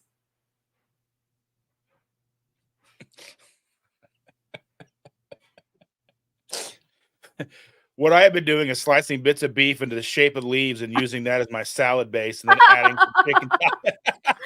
I mean, that's hilarious, but that's a lot of work. But that's funny Right? though. Like I want a picture of that. You got to Tag put a us on picture of Instagram that. if you have one, and we want to see what it looks Yes, like. 100%. Use the beef from uncooked beef. That might be a little bit about the globulin. Globulin is what I'm trying to say. Yeah. I use bacon for everything. Bacon fat. I actually use bacon fat as coffee creamer substitute. I've heard that's not as crazy as it sounds. I don't know if I would want bacon flavored coffee, but Mm, I don't know. I haven't tried it. I'm not in I didn't really like the butter in the coffee either because you have to me you have to drink it like quickly. I don't know. I've never been a fan. that was a huge thing. And I know I've talked about this before, so I'll touch on it just briefly. But in my beginning of my keto journey, when I was over 400 pounds, I was drinking a coffee this size, about 30, 32 ounces. And I Mhm. was putting a half stick of butter and like 6 to 8 tablespoons of coconut oil in it every day. And then mixing that, like, then I would pour pour the coffee in, use an immersion blender, get it all Mhm. frothy, then fill the rest of the way up. And I would drink on that for like half the day. So all that fat with like Mhm. little to no carbs, right? Mhm. And Mhm. then I would make my lunch, which was the easiest stuff that I could make at the time. And that was like boiled eggs, lunch meat, string cheese, dip everything in mustard, you Mhm. know, and that was really a big. I want to attribute that coffee to my success because I know why a lot of people shun that, like, that's you're drinking all your calories. But as a person who was over 400 pounds, I needed anything that I could to make me successful. And like, even though I didn't really know that I was doing it or like the mechanism behind why it worked at the time, I think because that was like 1,100 calories in a coffee, Mhm. but no sugar. Right. So I was drinking, you figure how many calories is like one of those large Dunkin' coffees? It's 200 grams of carbs, right? Oh, yeah. That's a ton of calories, but then you're getting the sugar on top of it. I wasn't getting the sugar, just the pure fat. and people thought I was insane. And it didn't taste bad. It actually tasted really good to me. And so even now when I talk about it, like, because the whole butter fat coffee has kind of like gone very out of fashion and people are like Mhm. scoff at it. But I'm here because of it. Do I Yeah. drink it now? No, but I think it was a catalyst for me to be successful. So, Yeah. you know, and I even now, like I put a little bit of pat of butter in Chandra's coffee and a little bit of MCT oil, um, because it helps, not TMI or whatever, but it helps keeps thing, going because she gets, whatever. But so she Mhm. has me do that, and then I do put iodine drops in our coffee every morning. So Yeah, I forgot my iodine today. I'm gonna have to put them in my bone broth or something. I'm like, "Dang it. I've been I so just good leave it about it." sitting right next to I just leave it sitting right next to the coffee machine. I need to Otherwise, do because if that. I yeah, because I'll forget. Mhm. I know, and I've been really good. I don't think I've forgotten, but I did forget today. I need to get them in somehow. But yeah, so let's see. I cook ground pork and beef Yes. together. Yes, it was good when I did it was like half beef, half ground pork in like a meatloaf. It was really good. It gave it a different I don't know, it was good. It's hard to explain, but yeah, like a different flavor to it, a different I don't know, it seemed like I don't know that the pork was more fatty, but it seemed fattier, more mellow or something. I don't know. It was good. Well, like, then again, the problem for me mixing in pork with the ground beef is I eat my ground beef very rare, so then I would have to overcook Yeah. it. So that's Yeah, I you think, can't. that's part of the issue. Um, Mhm.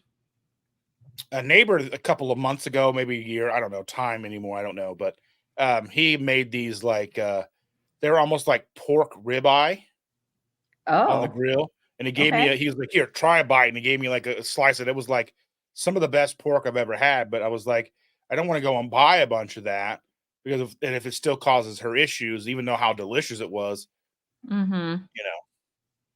Yeah, But I then mean, it you're was stuck. like, yeah, because most of the time pork gets so dry. This was like Mhm. super fatty and good. Yeah, a lot of pork is dry, but when I do like the pork shoulder in the crock pot, that's I do like it that way. It's not dry at all. And then, like I said, the ground pork. Those are the two way, and then bacon. um, but as far as and I did make a pork belly once. I have some more. I'm gonna try to get it crispier than I did the first time. I don't know what I'm doing. People don't eat that stuff out here. Pork belly, that's like not a thing that Oh, people eat so in Southern good. California.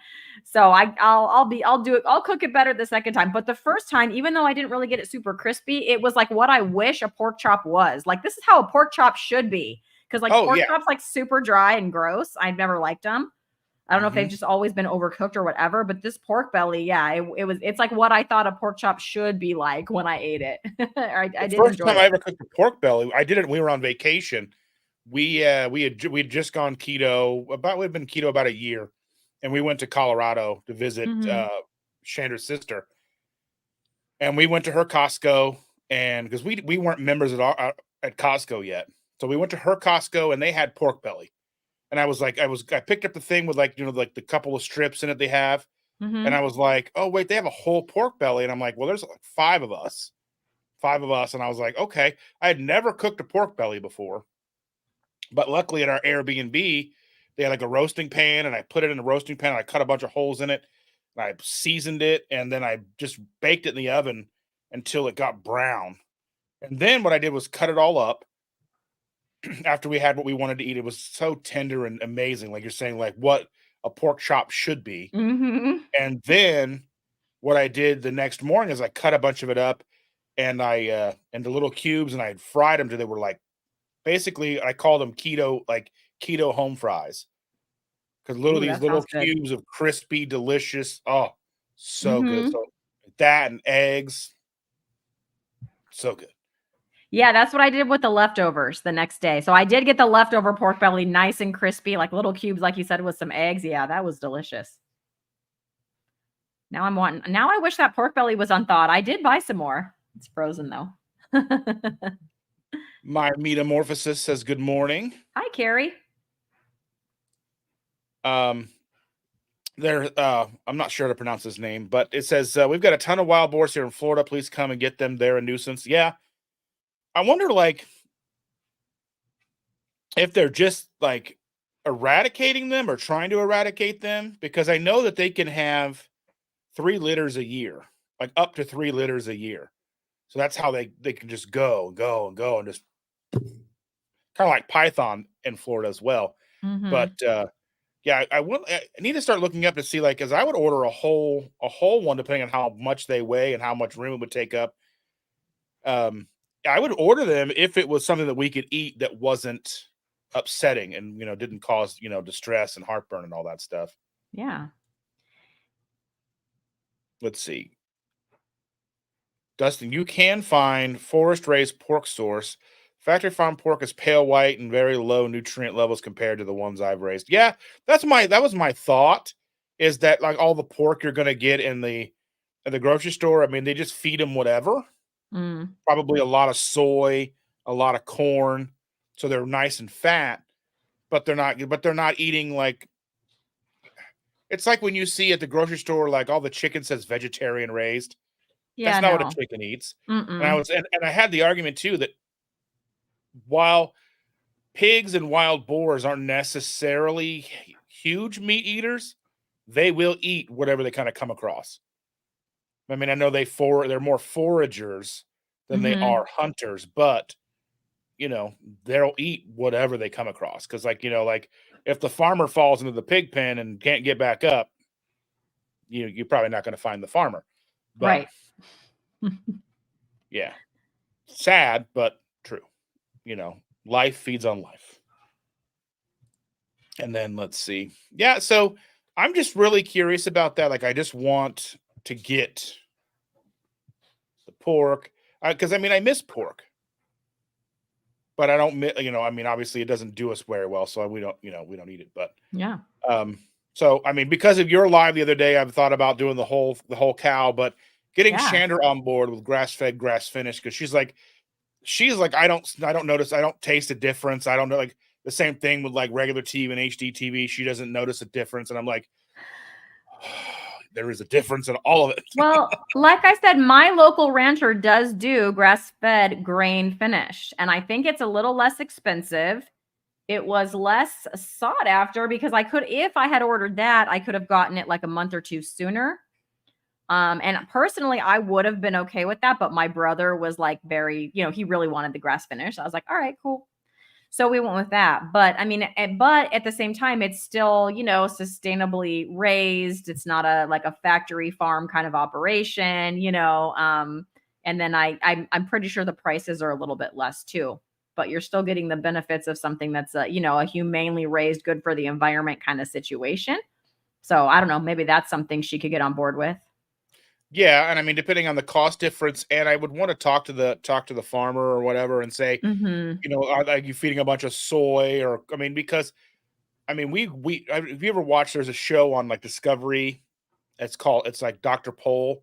Mhm. He's like this country veterinarian guy, and Yeah, they're I've always seen it. going out. All the grass fed, all the grain fed cows have to get that.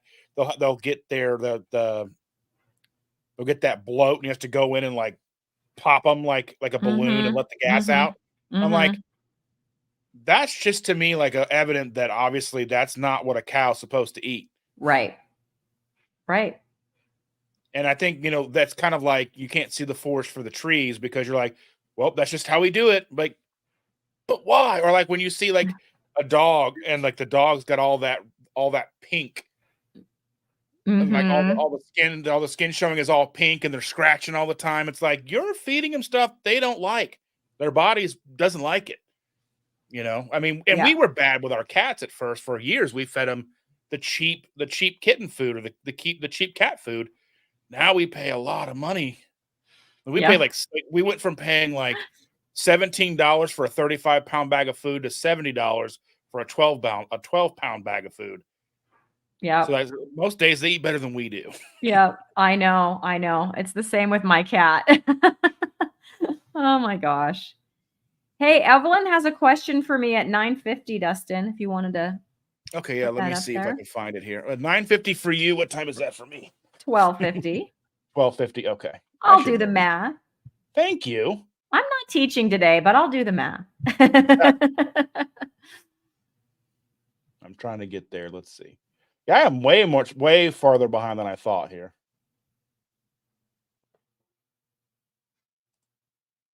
Pursuit of Bliss is here. Thank you for joining us. And Hello. There it is. Evelyn says, Christy, do you use electrolytes or supplements? And basically, if so, which ones? Yeah, great question. So when I first kind of went carnivore, I was not doing any electrolytes or supplements. And then I started noticing this occasional headache that was different from the migraines I used to get, which, by the way, I don't get anymore. It was kind of like in the middle of my head and like this weird headache. And then I started getting some like nighttime leg cramps. And so I did start on Element. The one time I did, and it's been a while, so maybe I need to try again, trying to back off some of that, but just to see. Because it's not cheap. But again, I'm lazy. I'm not gonna make my own. I know I could make my own for a lot cheaper. I'm just probably not gonna. Uh so so I do Element, and honestly, I do enjoy it. So I do the chocolate salt, so I don't do the unflavored. So if that makes me a ketovore, you can call me that. I'm not big on the labels. But I do like the Element chocolate salt in my coffee. And then I do take iodine, 2 drops in said coffee each day. And I will, when I remember, take my vitamin D, because when I had blood work done a few months ago, my vitamin D was a little low. And at that time, we were just going into winter, so I knew I probably wasn't going to get a lot of sun, to kind of boost that up. So I did start back up on a vitamin D supplement, but I like to what Dustin said earlier, I really should just leave it out on the counter so I remember to do it. And that's pretty much it as far as that goes. I should probably back off on the electrolytes and just see, because I do salt my food to taste, and I feel like almost the amount of salt that I enjoy is kind of slowly gone up. So maybe I don't know if I even still need it, but I just like the taste of it now in the coffee. So yeah. How about you, Dustin? Question. Yeah, for me, so I use kind of a mix. So I have like calcium supplement that I use. It's got vitamin D in it. Mm. However much that is bioavailable, I'm not sure, but I know if I'm low on electrolytes, I can tell, because I kind of Mm. get run down. My mood's affected. I'm a little more lethargic. So I have like actual physical pill supplements that I take. I just have some of the cheap stuff that I can get from Walmart. I know I want to try like the Keto Chow has, an electrolyte pill that I'd like to try. I had a bottle of them, but I I never got a chance to open them, but a friend of mine is battling cancer and she needed to up her electrolytes, but with the chemo and all the drugs and everything that they were giving her, the salt flavor made her ill, like physically ill, like sick. She couldn't do it. So I gave her those supplements and I just haven't replaced them because I was like, she needs them more than I do. Mm-hmm. And so I just haven't had a chance to replace them. And I've got the calcium and I've got magnesium, and I did get a magnesium supplement off of Amazon. It's not the cleanest. It's got some rice powder or whatever, and it holds it all together. So it's not super clean, but it's got like the 5 different types of magnesium, and potassium, obviously. I'm actually going to be recording a video this week kind of outlining like the top things that, like, because a lot of people don't even really know what electrolytes are. They use the word electrolyte, but they're not quite sure what that means. And I'm going to break it down with all the different kind of minerals that go to make up common electrolytes and kind of what they're for. Um, Hopefully to keep it short and not super long, because I know that drives me nuts. But yeah, so that's for me. And then I also utilize, I have some salty that I have. We're going to be making little short videos to talk about how how those flavors are, because I've already I've used all the clean that I had, or the clean slate. Because you said that you weren't a fan of the unflavored. I really like the unflavored electrolytes, like both Element and Salty. I found them to taste basically the same. Okay. And I can And you drink just put them those. in water? You just put that in Yeah. water? Man, Uh-huh. yeah, no. I do it in bone broth. If I have like an unflavored, I'll add it to my bone broth and do it that way. I do like That'd be a that, good but thing to do, yeah. But I'll just just in put it in water, the no. cold water and throw it back, and I'll drink it, and it doesn't Mm. bother me. It's not overly salty that you would think. Um, it just I don't know, it almost tastes like milk to me, weirdly enough. So, I mean, Hmm. that might be I mean, that's just how it kind of feels to me, but I don't know how you would how it is for you. But so I utilize a little bit of that, and we do keep the liquid IV sugar free in the house that you can get from Costco Mhm. because it's on sale right now, like 24 sticks for $20. And Chandra likes that, and she will drink that. And it is hard for her to find ones that she likes.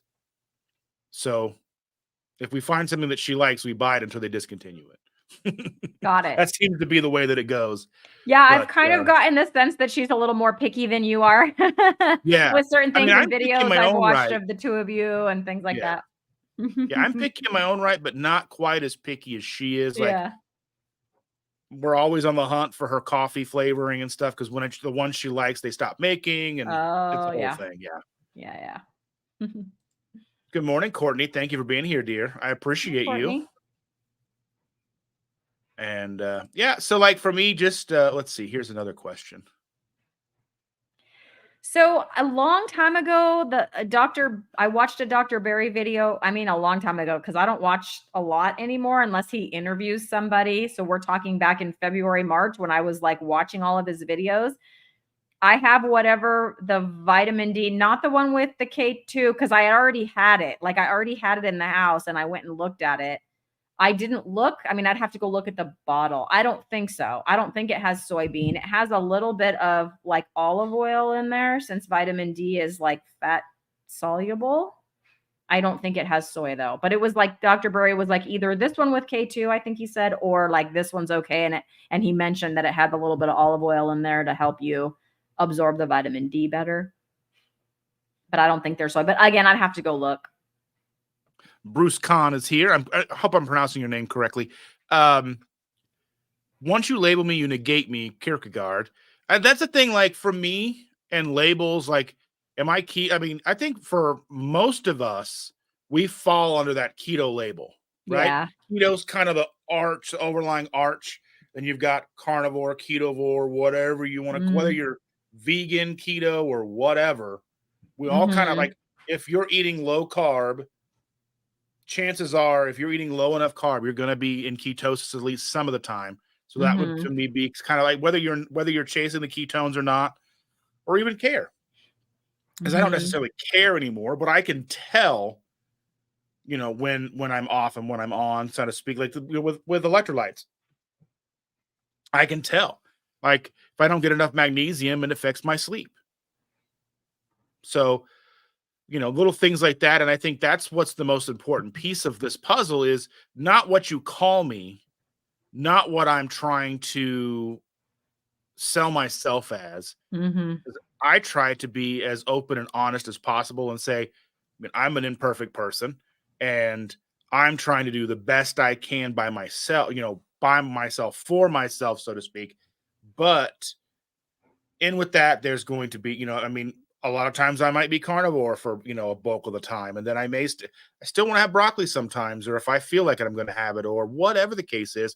If we want to go out to Outback and have a bloomin' onion, okay. You know what I mean? We're all grown-ups, we're all adults, we're all in charge of our own health, and we know or at least most of us are in the process of learning what's best for us, because that's the hardest part, is finding out what Mm-hmm. is best and what works for us as the individual. So that's where labels to me in this whole thing, like I'll see somebody say something like carnivore is the way. I mean, maybe, but it's not sustainable for everybody. It's like, I don't know if you're familiar with Joe saying, from Two Crazy Keto saying like he likes being carnivore, but it's not sustainable for him. Hmm. You remove, it's like when people try doing triple B&E as a challenge, it may not be sustainable, but on a normal basis, that might be what you gravitate towards. But as soon as you add that restriction that you can't have that cheese on Tuesday, then it becomes unsustainable. So Hmm. here's another question here from Evelyn. Evelyn's awesome. This is a Um, great question because I'm going through something with this right now. Oh my gosh. I just recorded the wrap up video to my week 2 of exactly what Evelyn is talking about, and I haven't like edited the week 2 vlog yet. I don't know when I'll get to that because I have the wedding today. I think it's going to be the most like down anyone's ever seen me. I couldn't muster up the energy. Okay, here's what's happening, Evelyn.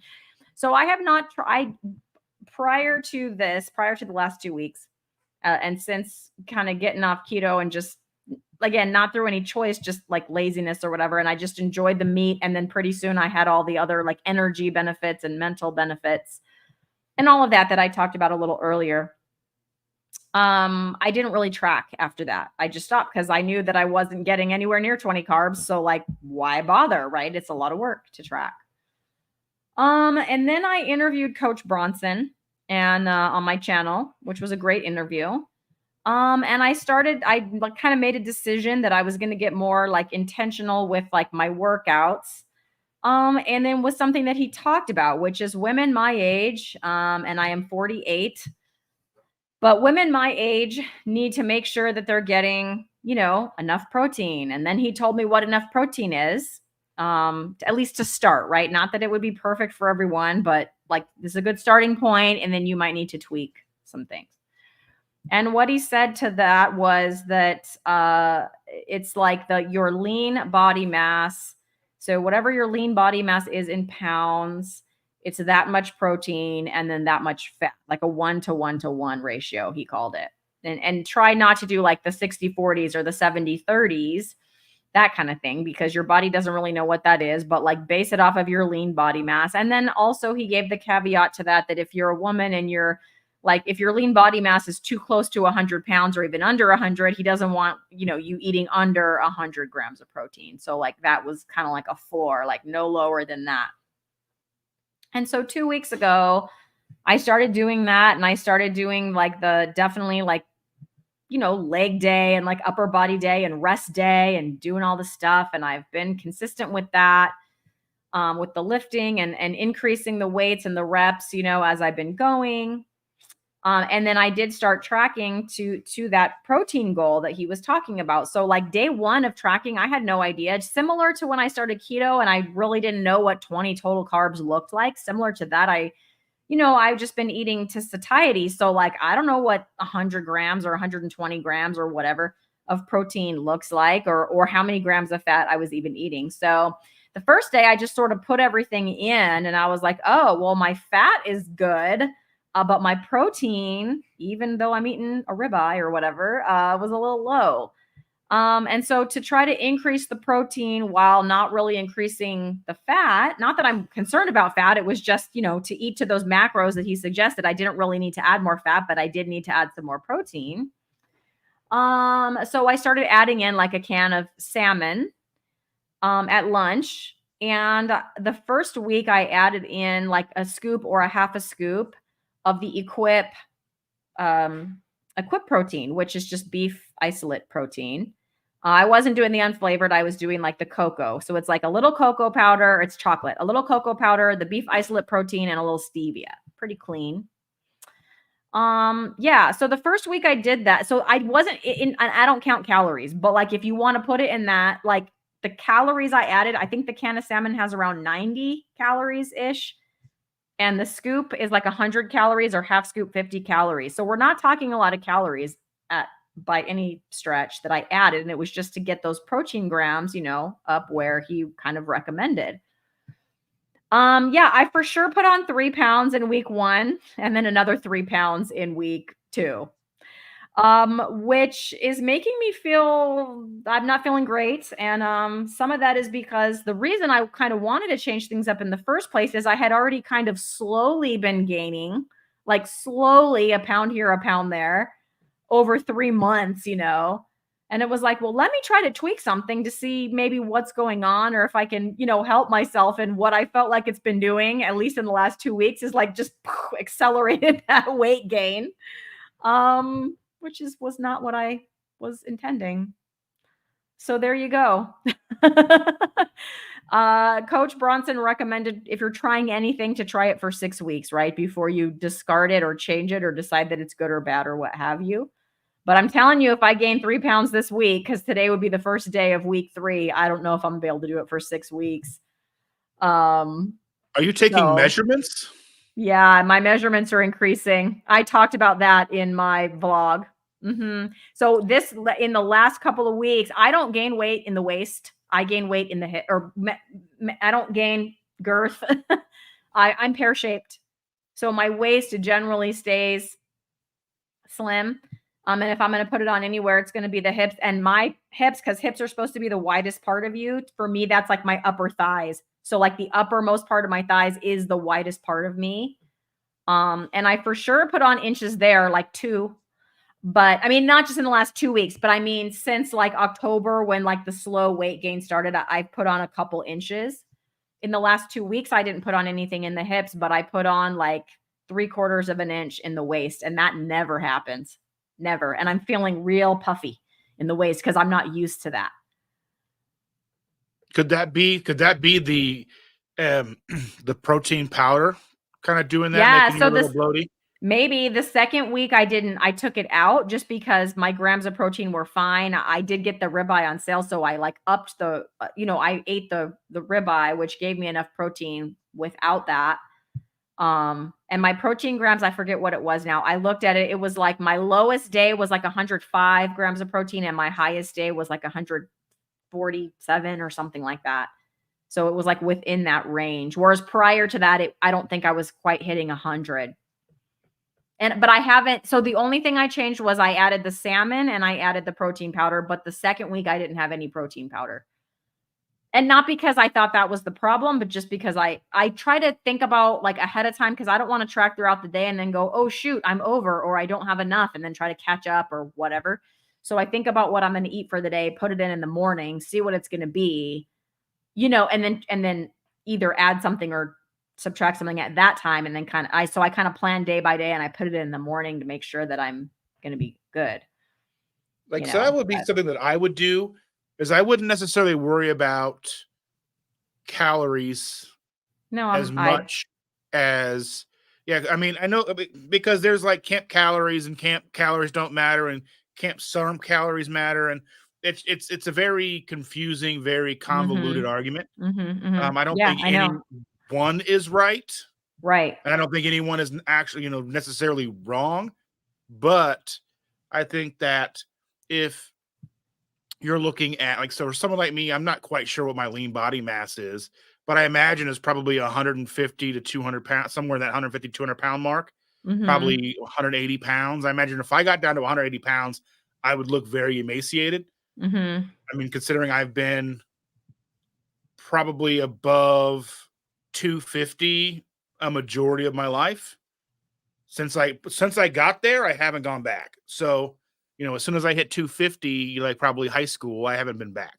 Right. So, I imagine that's kind of how I look at it.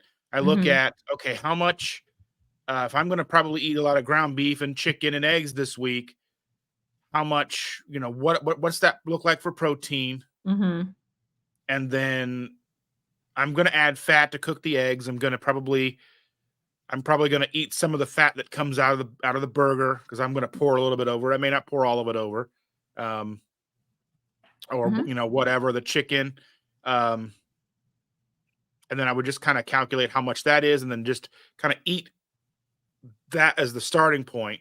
And if I'm still hungry, just eat more, because I'm just going to get more protein. Right. So that's what I kind of try to do. Some days I probably don't get anywhere near as much protein as I need, because I just didn't eat as much. Some probably get way more. Because I mean, realistically, I don't necessarily worry about me anymore. I worry about our girl, because she isn't. I kind of wish I had the same problem sort of as she does, where she will not eat. She refuses to eat anything. Like, we get her these cheese puffs. They're terrible, and I know it, but they're kind of leverage to get her to eat other stuff. Because she won't eat like, if we want her to eat her eggs and her cottage cheese, and we want her to eat, all, the things that she should eat as a child, you leverage that with some, with the cheese balls, because she won't eat. She can just go without eating for most of it. She doesn't care. She'd rather Mhm. play and dress up and do all that stuff, anything besides eating, because eating is a chore for her. And Mhm. you know, and I was funny because I saw that like the recommended amount of protein for a kid her age is like 18 grams of protein a day. Mm-mm. And I Not was enough. like, That's not what? enough. That's like 3 eggs and that's it. Yeah. So I mean, I'm not a healthcare professional or a doctor or anything like that. No, So I me wouldn't neither, recommend but any of that stuff, but I would say that like it's got to be more than 18. right. I think so too. And I'm not any kind of medical professional either, but I mean, we're probably lucky to get her to eat 18, mhm. but hopefully that, but yeah, so Yeah. Well, talking about that, I'm going to be going on a live with Cammie at Last Day of Normal because we both have older. I mean, her daughter is 10 and my sons are 15 and 18. They're not a baby in a high chair where you can go, here's your food, and it's like your eggs and whatever. They've been eating a certain way for all this time. So it's been more of a process. But like looking back on it, I'm like super happy like with the progress. I mean, it's nowhere near perfect, but it's a lot better than it used to be. I started with dinners and especially my younger son. I mean, he asked me to make a meatloaf. That meatloaf was good. Can you make one again? I was like, all right, let's go. um, yeah, my next thing is to start tackling breakfast, and adding more like eggs and things like that for them. yeah, But so like it's more of a process because like my 18-year-old is like technically an adult, right? Like, technically, right? ah, yeah. So yeah, we're going to talk about that and how that it's a much more nuanced and lengthy transition for sure. Yeah, so for like the middle boy has been calling me as of late, asking me questions and like trying to get shopping advice from Mm, me on how to shop according to his budget, right. because I know that our budget's a little bit different than what his budget looks like. He's living on a ramen budget, Right, right, trying right, to right. trying to incorporate more meat and less carbs in a ramen budget. And Mhm. we don't necessarily have steak every night budget, but but Right. um but I was like trying to help him. I was like, kind of the way that I would look at it is ground beef first is going to be your best friend. You can get that on sale. I mean, Yep. chances of him being 24 and wanting to meal prep or buy the 10-pound tubes when they're on sale. Excuse me. Um, buy like the 10-pound tubes when they're on sale and cut them into things and put them in the freezer and pull them out. He's not going to do that. So Mm-mm. he's always looking at $3+ a pound for ground beef. I was like, eggs. He's like, well, I got a dozen. I was like, anyway. Not enough. Go get Right. 5 And dozen. he's like, I have trouble eating enough protein. And he was like, well, what Mhm. kind of protein powder? I was like, protein powder is expensive. Mhm. I would focus on more eggs, more meat. He's like, but Yep. I'm like, you need to just up it. I don't know how to tell you to eat more, but I mean, eat more. Right. But because I wouldn't say, if you're on a ramen noodle budget trying to get a clean protein powder for an affordable price, it's probably Mm-mm. not going to happen. You're going to be able to get something that maybe Aldi has or something that may be full of maltodextrin or whatever. Right. Yeah, it's But not gonna be good. Yeah. so I worry about that. But he's just like I tell him, well, chicken thighs are cheap. He's like, but I only like chicken breast. Okay. I don't understand who likes chicken breast over chicken thighs. I have never liked chicken breast. I mean, I would choke it down back in the day Yeah. when I thought fat was bad for me, but I Hmm. never liked it. Blech. Yeah, it's always dry. Yes. I don't Mm, mind when you're pulling it like out of a rotisserie chicken, because then you can right. mix it in with some of the thigh meat or whatever, and it's fine. Yeah. But like, I don't ever go out of my way to buy, chicken breast unless it's Mm-mm. like cheaper than chicken thighs, which is almost never. Right. You can cut it thin or whatever, and like I have like a keto batter you can batter it with, make like chicken strips or whatever. But you know, Yeah. but you got to Yeah. It's doctor it it's to make it taste good. yeah, it's just never been enjoyable. But there are people out there that my teacher bestie that I'm going to that wedding of her daughter today, she prefers chicken breast too. I don't know how. And she's keto. She's meat-based keto, but she does like chicken breast if she's going to eat chicken. But she's mostly beef now, which is like her son just can't even understand his like brain. Like, what? You're eating beef again? You're eating beef again? Because she used to just hardly ever do beef. And now that she's more like keto and she's getting more into, she's all about the beef now. It is strange though, because people's palates over the like people like so like the standard zeitgeist or whatever, like our natural association with chicken being far healthier for you over beef has Mm-hmm. kind of made it to where you're ignoring the more nutrient dense food for a cheaper, less nutrient dense food, but it's Mm-hmm. more palatable to the average person because it doesn't really taste like anything. And like if you're used to eating chicken all the time, then obviously you're going to be like, okay, beef is hard to like, people eating hamburger, like the average person eats a hamburger and they're getting like what? Not even like 2 ounces. Right. Yeah, And that's then never been me. Even back in my carb days, I mean, I was like the, double for sure. Give me all the you and your all In and that Out, on there. Yeah, just In and brag Out. about it. It's fine. I love In and Out. And now that my son drives, I just make him go wait in the long line. They're supposedly moving closer to us because I think they're opening an office in Nashville, Tennessee. So Okay. you would imagine that if they're opening one in Nashville, Tennessee, and they're putting an office, that means because they only deliver fresh meat every day, so they don't have freezers. So they're going to have to put some infrastructure in place to supply that store in Tennessee. I'm Mm-hmm. 5 hours from Tennessee, so that's a truck ride up here. But the downside to that would be then it's not as special as it once was. Because right now Hey, the closest one is like in Dallas, Texas. I mean, we have one down the street and it's not, I'm not sick of it yet. I had my first Flying Dutchman the other day. That was good. Never had, and I had pickles on it. Oh, that's Yeah. been like the bane of my carnivore month this month is pickles. Like Pickles. I've been craving pickles like a pregnant woman. Like for That's real. Like I've been funny. like eating half a jar of pickles with my like it doesn't matter if I made chicken thighs the other night, I was putting pickles on it. I was making burgers, Pickles. pickles on it. I'm like, it's carnivore month. I'm not supposed to be eating pickles, but I'm like, Yeah. so good and I need it. I don't do pickles very often, but I'm not against it. Like I said, Yeah. I'm not about the labels, right? I'm not against it. So yeah, when I ordered that Flying Dutchman, I'm like, told my son, get me a Flying Dutchman with pickles. And they did not disappoint with the pickles, a lot of pickles. But yeah, that was good. And Yeah, you don't I'm have not to do against any, pickles, but yeah. but You for don't have me, to do like I was any like, I'm trying to do carnivore month, and I'm like trying right, not to right, have right, right, pickles for right, this right, month, and I'm right. like, Yeah, for this month, you're supposed to be strict. it's not working. So I failed with pickles.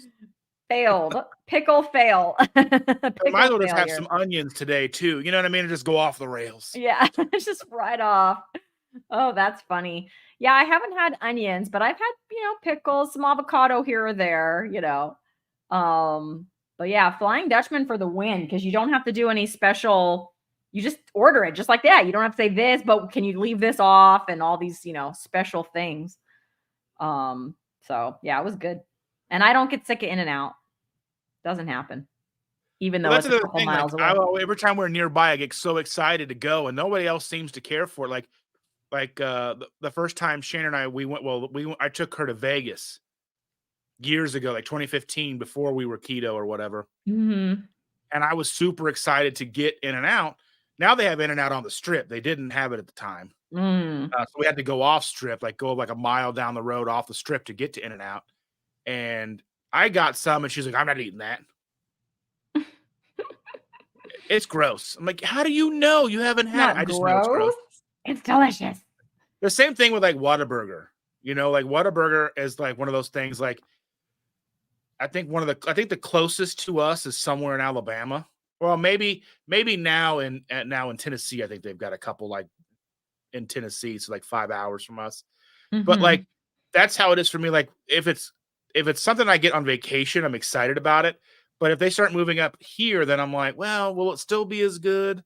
I imagine In-N-Out Burger would be fine, but I don't know. You let me know if you get sick of In-N-Out. I don't know. I just know when we get one, I won't be going for a few weeks. Because every time they open one, like the lines are it's just insane. crazy. Oh, if you go at dinner time here, and the In-N-Out's been open here for several years. If you go at dinner time, you're waiting an hour. That's just what it is. We had a restaurant open up. It was like a fast food place here that opened up in like I don't know what it was, an old fast food restaurant building. It opened up. It was just called California Grill. Mm. And it opened up kind of like mid-pandemic or beginning of the pandemic, but then all of a sudden it got like social media trendy in our area. Mm. So like people were waiting 4 hours. That's too long. Like that, where the cops had to come in and have people like they'd have to come like up and down a side street. They couldn't just come off the main street because it was blocking traffic. Mm-hmm. And like I was like, I can go make a video of this and I could sit and edit videos and do whatever I want while I'm waiting. Yeah. I never did, but I'm guessing I don't know. I never tried it. I think it's still open, but I haven't tried it. But it's died off. Yeah, But right. It was I viral think for a it was little supposed to be while, like and California burger or whatever, kind of like In-N-Out, Mhm. but it didn't look like In-N-Out to me. So Well, when I yeah. think if they're gonna call it California Grill or whatever, they're gonna have to have some avocados and stuff, because that's usually what I think. Whereas In-N-Out, although yes, it's California based or whatever, but they don't have avocados there. There was a Yeah. thing when we went on vacation years ago to we were in Colorado and the kids saw a Del Taco, and we don't have them here. Mhm. And Yeah. there was a thing with Rick and Morty, this show that this cartoon they were into at the time. It Uh-huh. was an adult Yeah. cartoon, really, but they were watching it anyway. And they were mispronouncing everything, and they were like, I guess so. They had so it was an on purpose thing because Del Taco had free. It was fresh avocado, Mhm. but the way they pronounced it was free shavacado. So like they were talking about this like the whole trip, and I'm like, what are you talking about? They're like, Del Taco's got free shavacado, and I'm like, what is that? And then they had to break it down. Then I found the best way to get them to stop saying something annoying is to adopt it Mhm. and Mhm. then Yeah, just say because it. then it's not cool anymore, and then they won't do Yeah, it. Yeah. yeah. But Del Taco's got free shavacado. So, Yeah. um, Yeah, but Del I had Taco is another California thing, but yeah, I've had it once. it's okay. I got a burger and fries. They were really good. But Yeah. that was like 2006. Now that I'm carnivore or keto or whatever you want to say, I mean, you'd have to spend a lot because you're taking off buns and tortillas right and left. They don't really have an option. Somebody asked up above, what's the Flying Dutchman? So it's just Oh, where it's was that?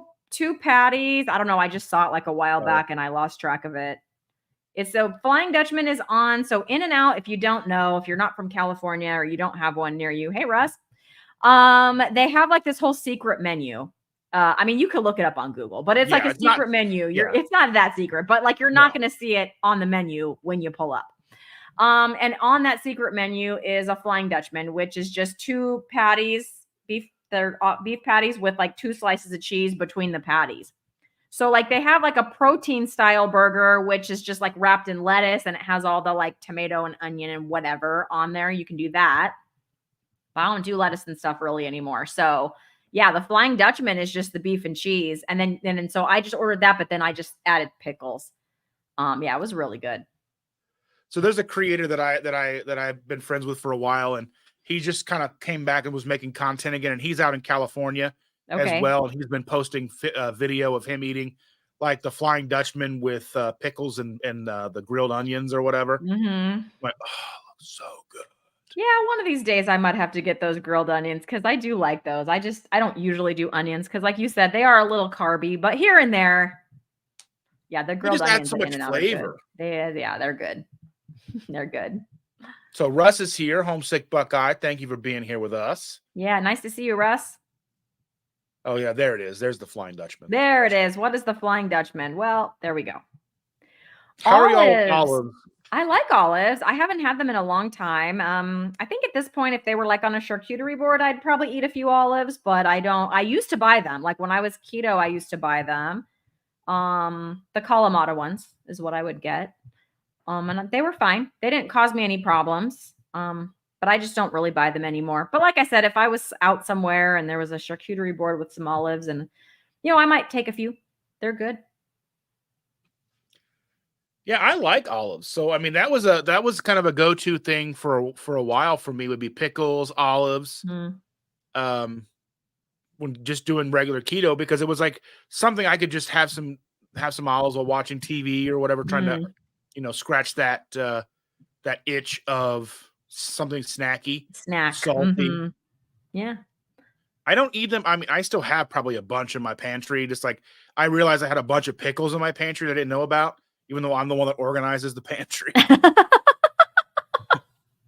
Just like I've got a lot of stuff. Like we've got cans of tuna for days and just so much stuff that I forget that it's in there because we do kind of get like hyper focused on just having meat and eggs and Mm, such mhm, for mhm. most part. So then I forget that there's pickles and olives and then I forget that I have sardines in there. Like the other day, like I'll tell you, if you've never had, and I know it's kind of controversial, and you can say like, and there's a lot of people who are anti-sardine.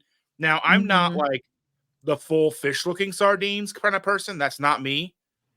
Not that I wouldn't try them, I just haven't. But I get the boneless, skinless, and olive oil and sea salt from Costco, and that's basically just like a tuna, but it's like a fattier tuna. And I'll just mix 2 cans in with like 6 eggs and scramble them up, and that stuff is good. And I know there's a lot of people out there who are like, "Oh, no, Mhm. never gonna eat that." Nope. I'm like, "Do you eat tuna?" Yeah. Tuna's dry and not fatty. At least the Mhm. tuna is. Yeah. But the canned Yeah, sardines are delicious. the salmon I said I've been adding to up my protein, I'm not enjoying it. I've never been a seafood person, and you're right, it is dry. But like the whole point was to add a little protein without adding a lot of fat since my fat grams were good. And so yeah, I just kind of but I just ate it. Are you eating It's not fresh enjoyable. salmon or are you eating canned No, salmon? just out of a can because I take it to work, right? Mm. Like it's because at work I don't want to. Yeah, I eat a small lunch at work because we get 45 minutes and I want to enjoy like my dinner. So I want to sit down with a steak and all that at dinner. I don't want to, it's too much work to do all that for work. Like I just want to shove a couple bites in my face so I'm not starving. So I bring hard boiled eggs. I might bring bone broth that I can just heat up. And then I've been adding, like I said, that can of salmon and putting a little extra salt in there and just eating it. But it's not enjoyable. It's just to get the protein in. Oh, I'll tell I you, do like like hard boiled eggs, but not the salmon so much. salmon. So I don't think I've ever had canned salmon necessarily, unless when I was a kid, my mom and grandma would make salmon patties. So, Mhm. like, adding, like, saltine crackers and whatnot, and Mhm. then egg Mhm. and mix it up and fry them up. But, Yeah. like, fresh salmon, we'll buy it when it's on sale, and pads of butter, salt, Yeah. seasonings, and, like, olive oil or something, and roast it in the oven till it's done. There's so much delicious fat in that, and it's so tender, and then you have, like, the butter and the olive oil. It's just so good. I'll eat, like, 2 pounds of that. I'll be miserable, but I'll eat, like, 2 pounds of it, and I'm just if that Yeah. makes sense. Like it's a good like you've eaten too much, but like you can rest it. It's gonna like not make you all bloated and all that stuff. Mhm. Yeah, I mean, I think the canned salmon, it doesn't taste like because I don't like fish. I don't like seafood. I just don't like it. None of it. I don't like shrimp, fish, lobster. It's not my jam. But I could see that the canned salmon would be more palatable if you made something, I mean, minus the crackers, but like with an egg, some kind of patty like that, like you said, like the salmon patty with some egg, add some fat to it. But that wasn't my intention. My intention was to find a way to up my protein. So that's what I was attempting to do. And that's what I've been doing at lunch. And usually at lunch, I'm hungry enough that I'm like, all right, I eat it first, before. So I'm hungry enough that I can do it. But it's not like, ooh, this is so good. It's just to get some protein in there. Yeah, Twin Maples is right. Now there is something Mhm. that I have found with Buffalo Wild Wings is they have started doing like a smaller version where it's not a sit down restaurant. My understanding is if you're Mm. going to Buffalo Wild Wings proper, where you go in and sit down, they've got the TVs and everything. They're cooking the wings in beef tallow. But if you go to like their fast food style, like order counter stuff, where they don't have the sit down. I think my understanding is they cook the wings in the same oil they fry everything else in. So the Mhm. canola oil. So the French fries and everything are still fried in canola or whatever seed oil they're utilizing. Yeah. But the wings at the full size restaurants are using beef tallow. So some places, I don't know how far reaching the smaller ones are, but it's always worth mentioning because if you're going to that thinking, you're getting that. And yes, the sauces, but that's why I get mine naked, and then I can pick and choose a sauce and dip it at my, what I want, because I don't always have like a dip every wing or whatever. But it's nice to have kind of flavor sometimes. But, Mhm. you gotta know what you're getting into, and you kinda that used to be like our Tuesday night date night. We go to Mm. BW3's, and it was next door to the movie theater we like to go to, and then we started doing lives on Tuesdays, so now we don't really get to do date nights, but at least because it was cheaper. Tuesday night was cheaper at B-dubs, and Tuesday night was cheaper at the movie theater, so, Yeah. we'll probably have to we'll have to move one around every once in a while so we can go on a date night. Yeah, because So I can't catch you live on Tuesday because that's our Lioness Lifestyle Day, so we're both living it up on Tuesdays. well, So if that's the hard part is, like, if you I like, can't, you can't, and I it's want to. I impossible. don't. I wanna be able to be like, "Okay, here's a spot where nobody," Mhm. but I mean, Mhm. even No, on you can't. Tuesdays, like, I knew going up on Mondays would be hard because Monday Mhm. night is going to be Dr. Barry, and he pulls in Mhm. 5,000 people. Right. So I was like, "Well, I'm not really stepping on his toes, but it might pull people who may want to not watch me over him or whatever," right?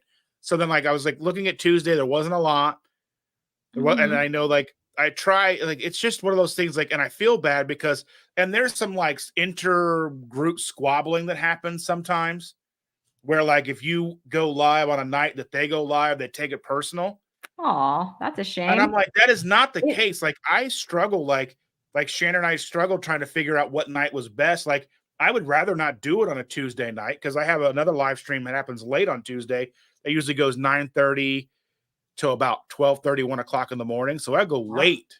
And then, so like, I usually have an hour between our live stream and when that one starts. I'm going to like Mhm. hurry and put some food in my face and get stuff done Mhm. before I go to that live stream. And then when that live stream's over, we're like late for bed. And, so and then like Wednesday nights, there's stuff going on. Thursday nights, there's stuff going on. Friday nights. That's why I was like, when I started doing the Saturday morning was not my idea, but my Sunday was like, okay, it's Sunday, 7:30 a.m. Nobody's live right now. Yeah. Nobody's probably even awake. No one's gonna Yeah. watch me. It's gonna be fine. I'm just gonna come on here and talk, but I'm not stepping on anybody's toes. And then James from Ready Set Keto was like, "Hey, I'll come on and talk with you if you do it on a Saturday." Okay. So So now and then you've he was got my first guest, and then I was like, "Well, let's see who else wants to talk." And then now, here we are. I don't know how many I've done now, but I'm yeah. booked through the end of, like, all the way through March. I Well, haven't started booking people yet. I Yeah. enjoy that you do the weekend mornings because you're right, nobody's live, and I'm up early over here on the West Coast, but I've got my coffee and, you get on YouTube or whatever, nobody else is live. I'm like, "Oh, there's Dustin." So, I'm usually in the chat Yeah. on the weekends now that I've discovered you, so I appreciate it. Yeah, so that's just one of those things, like, You can't avoid it. I mean, somebody's usually live somewhere. I think I went live on Thursday, and before I was about to go live, I'm like, "Oh, shoot, there's like 3 other live streams right now. I'm probably gonna have 0 0 people viewing this," but and yeah, I just pop into everybody's. I don't always get to watch everybody's full live streams, and I don't expect yeah, people to watch my full live streams, especially if we're yeah, talking yeah, 2 hours. yeah. Sundays, I talk 2 hours. That's a lot of time to dedicate to listening to my voice. And I understand, and I try Yeah. to pop into everybody's live stream and spend, 5, 10, 15 minutes as best I can, especially, like, on nights where there's, like, so many, because I want Mhm. to, show that, we're paying attention, we're watching, we're supporting, we're going in, we're saying hello, and because it's a lot of, I mean, this is a lot of work, it's a lot of effort, it's a lot of dedication and time that goes into Yeah.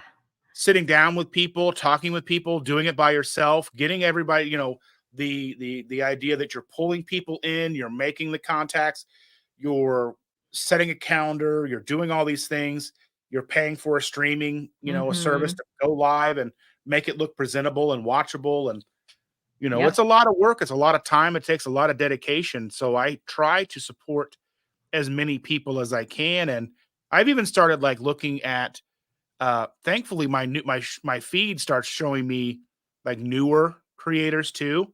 Cool. So I've been finding some small creators that have kind of popped up, and they may have 100 subscribers, and I'll shout them out on my Saturday on my Sunday morning thing, or That's I'll link cool. them in there, and then I'll share their videos on my community page, whether it gets a lot of views or traction or not. But I mean, that's the thing is none of us are an island. We're all here. We're all in this together. So I want to make sure that we're all. I mean, everybody that's doing this is getting some views and all that stuff. So I mean, and that's like for those of us who are able to have members, I know that I'm lucky at this point to have some members.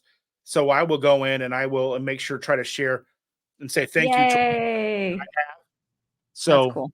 I just got some more. I added them as we were talking. So I had 4 more from last week. So I was That's trying to what I share that could out. do. So I only have 3 members. I just got where I could have channel members, like just like not that long ago. And then Right. I finally set it up. And so I have 3 whole members, but you can't like that little banner underneath when you're on your homepage of your YouTube channel, you have to have 8 members to put Right. that up there. So I'm like, well, that stinks because I can't put my little 3 members up there. But I could do that. Yes. Look, there I am, Dustin. I'm a member. Yes. I was gifted a free membership. That was super cool. Yeah, I've been lucky. There was the first group of memberships that I have that was gifted. There was a channel that's a relatively big channel. I think he just hit 200,000 subscribers. He Okay. came on and gifted 20 memberships, and Man, then that's awesome. a gentleman came in, Bruce. I do a live stream with him on Tuesday nights on not his channel, but he's one of the panelists, and he Okay. gifted 5 memberships, and that's where yours came from. Okay. Yeah, that was cool.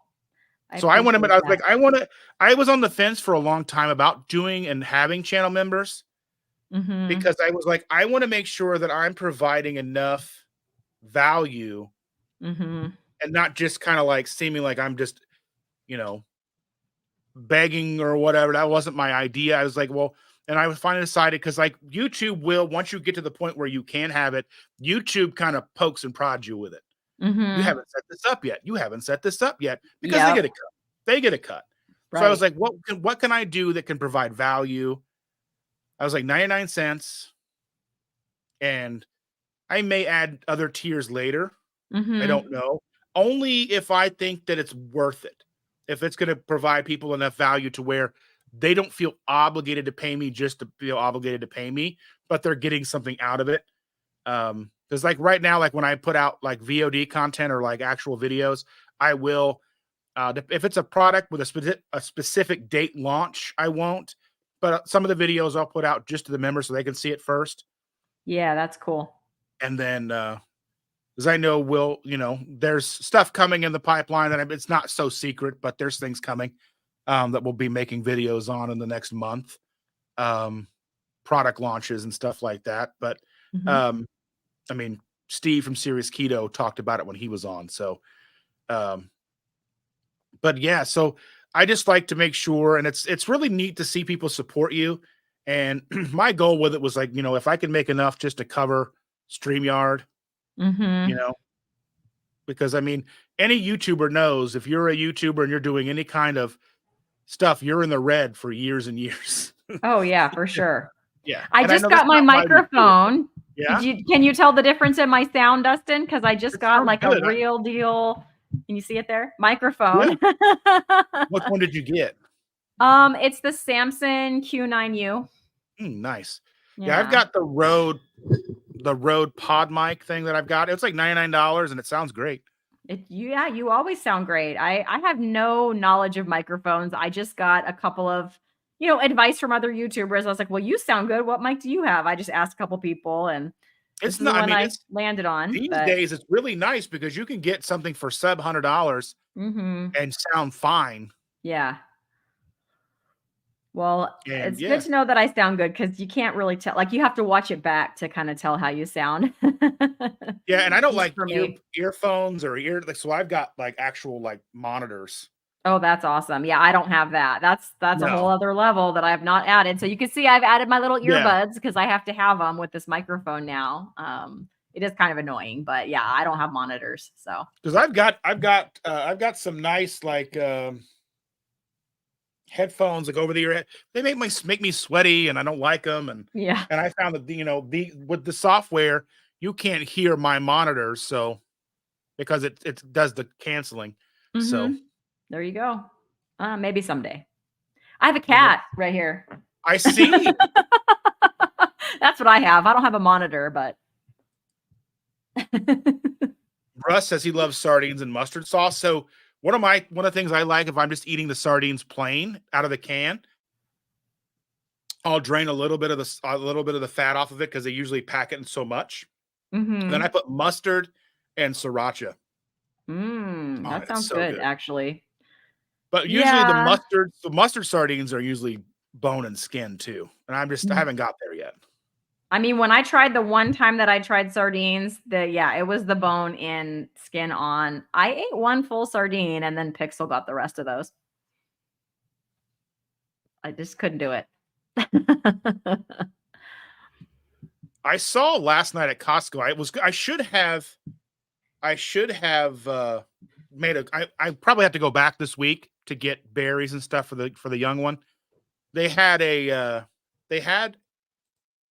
avocado oil mayonnaise. Now I'm not a mayonnaise person, but I always keep an eye out for that type of stuff because I'll see it and it'll say avocado oil, and then you'll look at it, it's like Nope. avocado oil is the last ingredient, but canola Right. oil is the first one, right? But Yep. this one was like no bad oils, and even said on the side, I was like, and it was only $10 for like a fairly decent sized jar. Because I Nice. know with like the Primal Kitchen stuff, it's like a little 8-ounce jar for like $10. So this was Yep. like a 32 ounce, maybe 40-ounce jar for $10. So, you know, Yeah. Well, I'm gonna have to try that. I've tried the Primal Kitchen. I paid the big bucks and I really did not like the flavor. Sorry, Primal Kitchen, but I didn't like it. I did like my homemade, like I made the butter mayo, the Chris Cookin Nashville recipe that like doesn't, get hard in the fridge with butter. And it tasted really good, but it's a lot of work. Like it oh takes a yeah. long time. Easy, but it takes a long time. And I'm like, yeah, this is not something I will ever do on a regular basis. It's just not, I'm just not going to happen. So I don't know. And I think Russ said earlier I should add some mayo to that, to my canned fish, which I would do if I had some, but I don't like like I said, I don't like the one kind, and making it is Have you tried making your own, like with avocado oil, egg, and a little bit of I've mustard or only whatever? tried the butter. I've only tried the Okay. butter mayo, and it was delicious. I'm just saying, because you have to add it also slowly to like emulsify everything, and yeah, it was just a pain. I mean, it was like it was easy. It was just time consuming. So it's just not something I'm going to do like every single week or whatever, because you So can't. It making doesn't your last own in the mayo, like fridge. yeah, if you make just regular like avocado mayo and egg, it Hmm. takes like 30 seconds. Okay. Right, the cleaning of your like emulsion blender and the container you're making, you can make it right in the mason jar and just seal it up. But cleaning Yeah. your immersion blender probably takes longer than making the mayo. Okay. Okay. Because I have Okay. one of my early videos, I made some Yeah. because I didn't want to buy it because we don't use Right. it, but I needed Right. it for Right. a Right. recipe. So, Right. but Evelyn has a question for you. She says, "Do you ever Mm. fast? If so, what kind of fasting? Only for challenges or incorporated throughout your journey?" So I've tried fasting a few times at all different ways. So I've done intermittent fasting pretty regularly, and that's not like intentional. It's just I'm not hungry for 15 to 18 hours, right? And so that's generally what I'll do. So like I'll eat dinner early. I eat dinner as soon as I get home from work, so around 4 o'clock, and then I usually don't eat again until my lunchtime. Which us we teachers, it's very regimented. So it's 11:45 is lunch. So that's however long that is. That's how long my fast usually goes because I'm just not hungry in between. And I'll do that most days. But if I am hungry for breakfast, I'll eat some eggs, before school, if I am hungry. So I'm not like, real strict on that. But most days that is what ends up happening. When I was keto, I tried some as long as 36 hours, but yeah, it was not, I don't think I'm cut out for it. I was having to white knuckle it. I was miserable, hungry, yeah, queasy, wasn't good. And then in January, I tried a 48-hour fast, and I even tried some priming, like eating 3 full meals a day, like the days leading up to it. And yeah, it did not go well. But I mean, I did it, but I had a bad headache, and I don't know. Once I get past that 15 to 18 hour mark, I just start getting hungry, and then I just get miserable. So I don't want to feel like that. So I mean, if I didn't feel that way, or if I could ever get to that point, and maybe I haven't done it long enough to get to that place where people say you just feel amazing and you get this crazy energy. Like, I've never gotten to that point. I've only felt sick, dizzy, headachy, queasy, starving, when I've tried 36 to 48 hours. And like I said, I did push through. I did do the 48 hours. But I yeah, I don't know what benefits I may have gotten autophagy wise or anything else, but I sure didn't feel very good. So that's my experience. How about you? I know you've done longer fasts, right, Dustin? Yeah, I've done up to 21 days. Yeah. So I just I started the year with a 7-day fast. Evelyn asked me a question and I didn't get a chance to answer it last week when Goody Beats was on, but she asked me if I was going to make a video on how I break a fast. And yes, I will be making that video. It'll probably be a pretty short one, but not a short. But yes, I do plan to do that. And I apologize for not answering that question then. But yeah, I think for me, I started, and I think it also has a lot to do with how much body fat you have. As somebody who came from having lots and lots of body fat, it's a lot Mhm. easier to incorporate a fasting regimen. And I was very diligent with it. I was, because when I started keto, intermittent fasting, butter coffee, it was like 2016. If you weren't fasting 16 hours a day, you weren't keto. You know what I mean? Mhm. That's just the way it kind of seemed like. And like I was doing 16 hours a day. Well, at first I started doing 12 and I was eating a lunch and having my coffee. And then it was like, I slowly went to 14 and 16 and 18. And for a long time, I was like 20 to 22 hours a day, just Okay. having the one meal, like within like a 2 to 3 hour window, Mhm. depending. And I did that basically through when the pandemic started and we got sent home from work. Because then Okay. I'm sitting at home all day. Mhm. The refrigerator's downstairs and it knows my Mhm. name and it's like, hey. But because for me, fasting was a way to realistically laziness. Because then if I was fasting throughout the day and going to work, I didn't have to pack a lunch. Mhm. I didn't have to meal prep lunches for myself. I didn't have to do any of that. I just go to work, have some coffee or have water, and then come home. And then when I made food for everybody, then I had my dinner. That's when I was cooking Mhm. for them. I cooked for them and me and everybody. And then we all ate and we all cooked keto. I didn't cook anything besides keto. And that's how we lived because that was just, I can get up in the morning, get showered, get out the door, not have to worry about grabbing a lunch or forgetting a lunch or having to pay for lunch Mhm. out. And because going out every day is a huge expense. So I didn't have that anymore. I didn't do that. It was just easy. I was lazy, cheap, and that meant I could eat better food later. Like we'd have more steak and we'd have more because I wasn't spending all that money going out to lunch and I wasn't spending all that Mhm. money eating stuff throughout the day. So, you know, that's basically how mine started. And then it was more for me, it was how far could I push it? Like a How far could challenge I to go? yourself. It was a challenge. I mean, I didn't go hard. So I went from 20 hours and then I would like my first 48-hour fast was basically because after work, I was going to like a concert with friends. So then that means I didn't eat dinner that night. I got home from the concert, I didn't eat because it was late. So then I'd go to bed, Mhm. get up the next day, wouldn't eat because it wasn't wasn't my scheduled time to eat. So then I wouldn't Mhm. eat until I got home that night. So right there's a 48 plus hour fast just because I didn't want to eat at a concert. I didn't want to get French fries or whatever. Right. And I didn't want to stop somewhere on the way home. I didn't want to cook when I got home at 1 in the morning. or Mhm. whatever, midnight, whatever. And so that's how that kind of started. And then I was like, well, I did 48 and I felt fine. What does 72 look like? Well, how am I going to feel at 72? And then and then I was like 4 days, 5 days. And this is over the course of years. This wasn't like all in like 1 month I was doing this. This was slowly stretching that out, slowly kind of working that muscle, slowly incorporating longer and longer. Now the 21 days took me like 2 or 3 attempts. Mm. I made it to like 15 days, 14. Like I made it like 14 days. And I was like, okay, that's a lot. I'm done. Then I made it to 15 days and didn't feel right. Then Mm. it took me a while to tweak what I was doing with electrolytes and keeping myself hydrated enough. So this last 7-day fast, I was doing the unflavored electrolytes from both Element and Salty because they didn't have enough of either to go the full 7 days. And then I was adding, salt to my water too. And then I was also adding some supplements on top of that. So adding into, the calcium, potassium, magnesium, and such. That helped a great deal as well. So, because sometimes I found when I'm fasting, if I don't get enough of my electrolytes, I kind of lay in bed and I'm like awake and I'm not sleeping.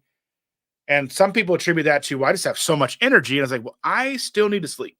Mhm. I've never had that. Well, I don't want to lay awake all night and then be drowsy the next day. So I want to Right. sleep when I need to sleep. And because when we're up when we're up and I've got that girl, her feet hit the floor, she's running. You got to be able to keep up. So, Yeah. it's only the daytime, but she wears you out because like I said, Mhm.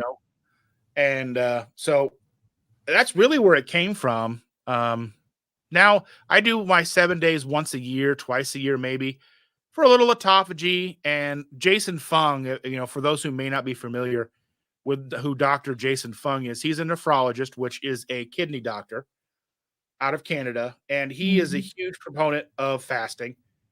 And, he promotes it for well-being and health and all of that, and autophagy. And he pushes Mhm. it. He says, basically, if you do one 7-day fast a year, you basically will be eliminating a huge percentage of chance of things like cancer and stuff like that. So I don't know how much research has gone into that, but I figure if it's not hard for me to do that and it's not detrimental to my health, but it could help me in the long run. Because I mean, my grandma Mhm. had lung cancer. She was a smoker for a long Mm. time.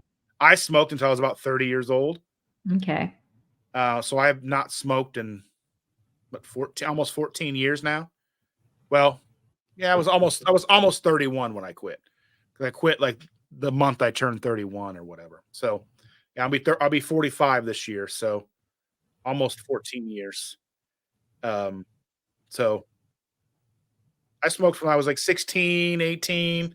You're not really, you're not supposed to, but you do anyway because you're a dumb kid. Mhm. And then I smoked into my 30s. So I need all the knocking on wood I can get. You know what I mean? So I feel that if I could fast once or twice a year for that amount, and I'm kind of like intermittent fasting throughout the time anyway, just because of hunger and not necessarily because I'm trying to be on a clock. When I get up in the Mhm. morning, I have my coffee, then I'm not hungry again until who knows when. Sometimes 9 o'clock at night, sometimes 5 o'clock in the afternoon. Sometimes I'm hungry like at noon. Mm. And then when I'm hungry, I eat. So I don't Yeah. have like a scheduled window anymore. It is based on hunger now. But I mean, but then again, I can go all night and not eat and eat the next day. It just depends. So, Mhm. that's the thing is like everybody's a little bit different. Well, Dustin, I hate to do this, but I do have a wedding to get ready for Yeah, today yeah. that I'm going to. So, Gonna get all gussied up and have a I'm good gonna have to, time. yeah, fancied up. And I gotta eat something before I go. There's not gonna be any keto or carnivore options. So I Oh, do need to do that because it's gonna be all full of carbs. I asked. most weddings are. Yeah, right. So it's fine. I'm fine with that. I don't feel bad about sitting there not eating. I used to wonder about that, but I've done that a few times. It turns out fine. I'm not worried about that. But I do need to leave myself time to eat my ribeye that I unthawed so that I can not be starving and enjoy my time there.